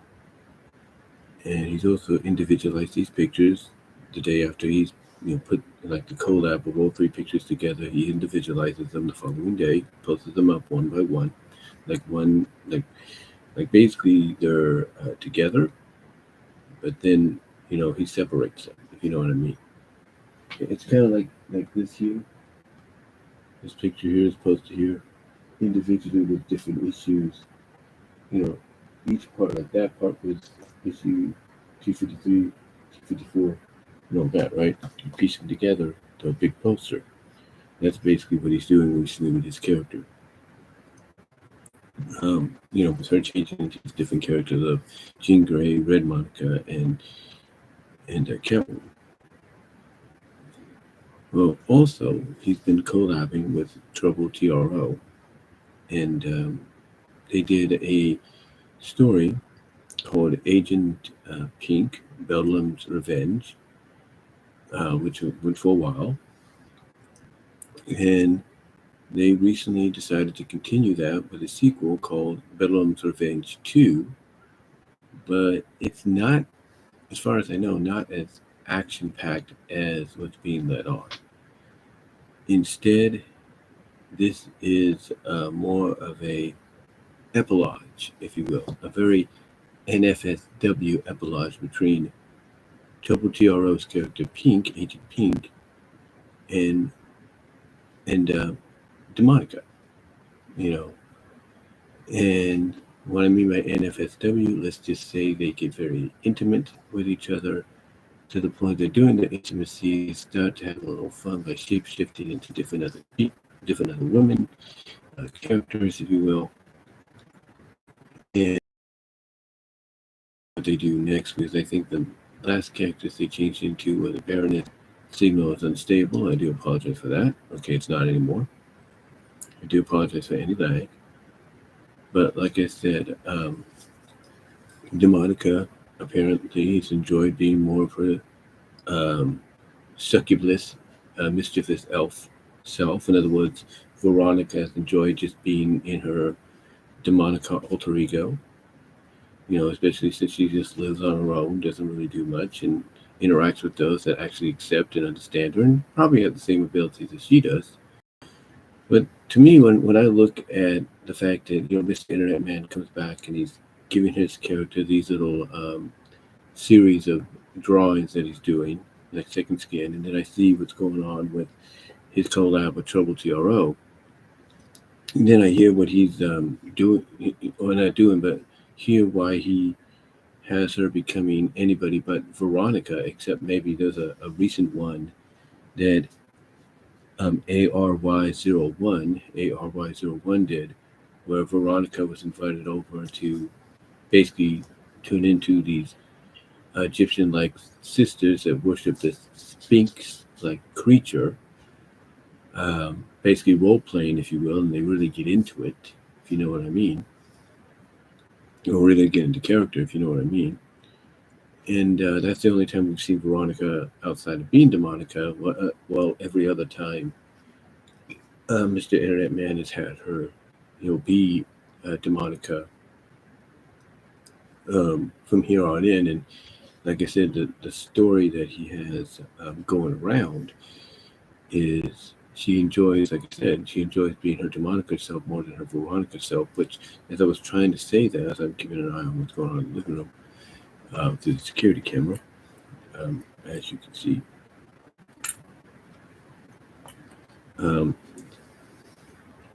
What I'm basically, what I sense here is a good potentially a good opportunity for a story to be told.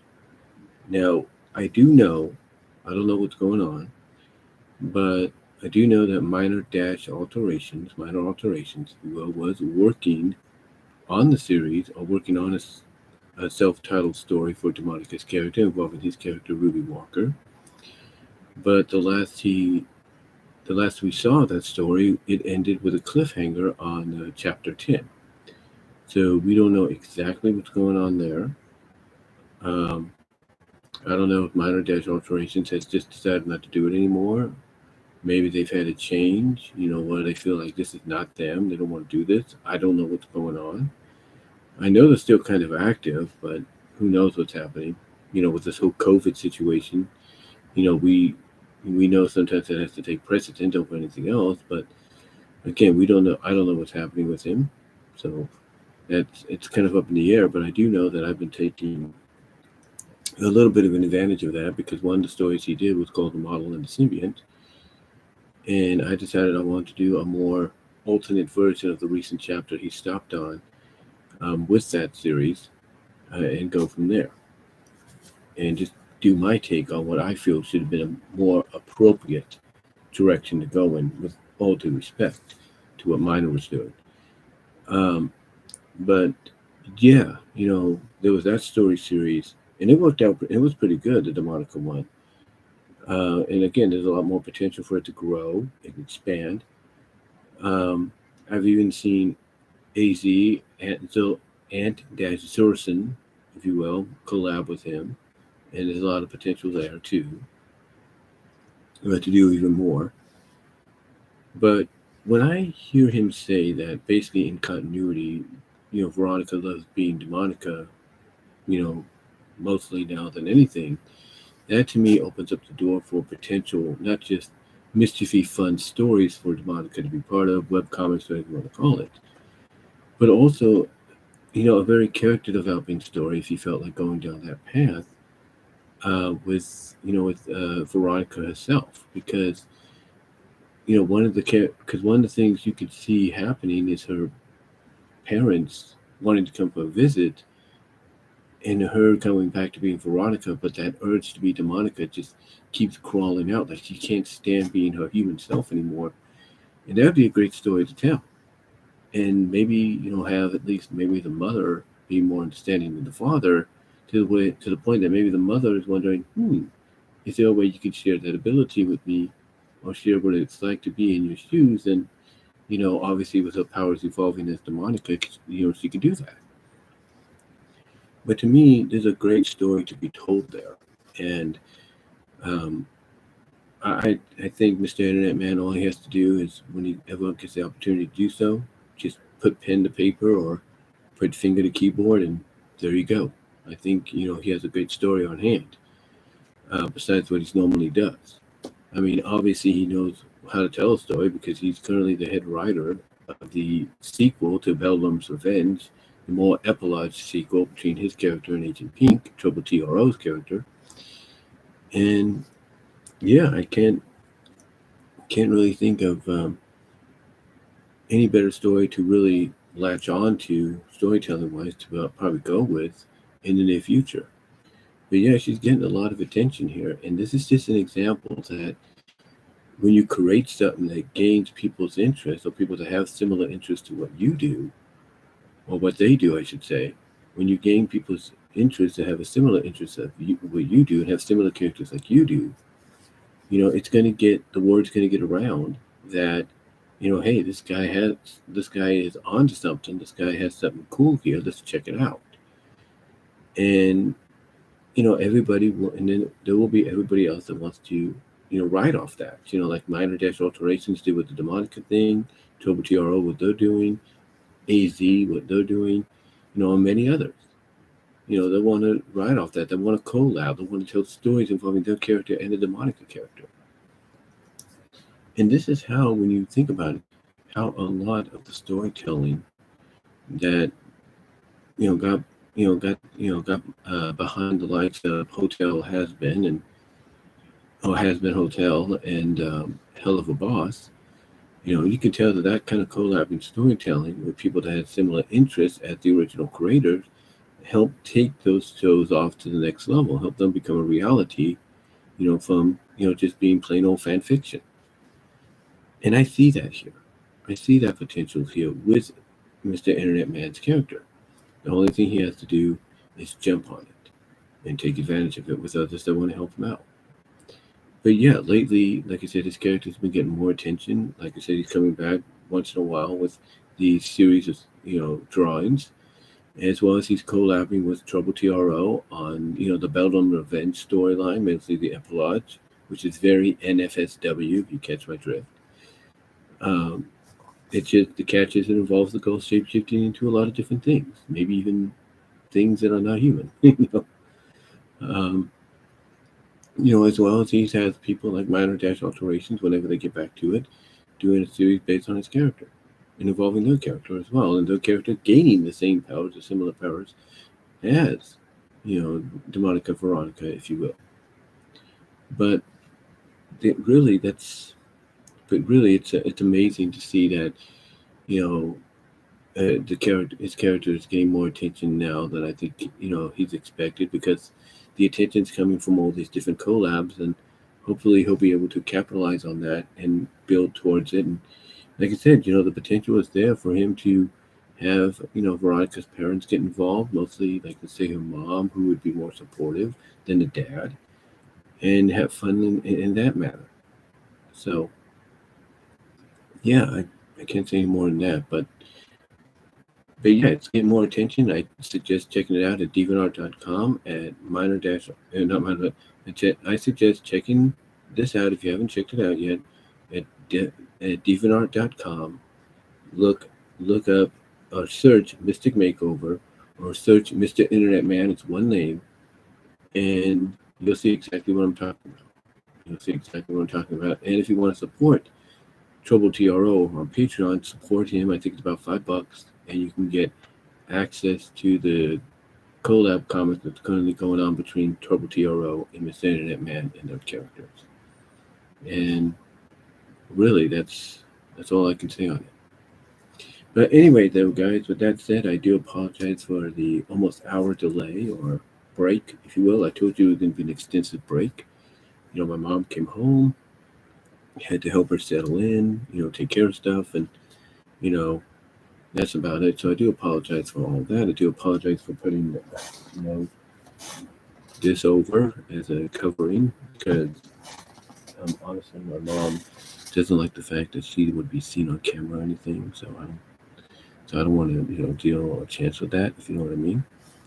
But again, I do want to apologize for that extensive break. But that's what happens when that's what happens, I should say, when you do a live stream. You're always going to deal with these interruptions. If you don't believe me, just ask John Campia, ask Alex6, just Alex, ask Angry Joe when they do live streams. Sometimes you see them get up and everything, disappear for a while, and you're thinking, where did they go? So it's just part of the situation. But I will edit this down later on when the opportunity arises. And I'll also probably individualize all these topics when I get the time, if you will. But anyway, though, guys, thank you all for joining me for today's Topics on My Mind for the 23rd of February, 2022. Again, I do apologize for the extensive break. Thank you to all those that were in the live chat today. Really appreciate it. Before I go, guys, next time I do a live stream, I do again want to reiterate that Super Chats and Super Stickers will be open and available during that live stream, as well as they will be open and available during premieres of other videos I do as well.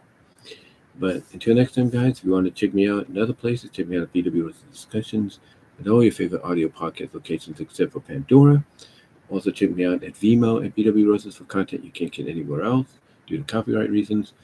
Also check me out at my Teespring store as well to see the merchandise you can get there. Really help me out there in that department.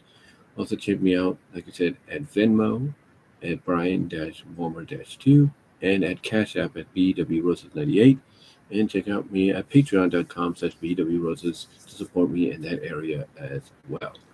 But until next time, guys, thank you again. Thank you all for joining me in the live chat. And comment down below what your thoughts are on all these individual topics. I will list them as time goes on, as well as list as to when the extensive break takes place, so you can get to that as well, or avoid that as well. And until next time, guys, I will talk to y'all later. God bless. Take care. Thank you all for joining me, and I am out. Peace.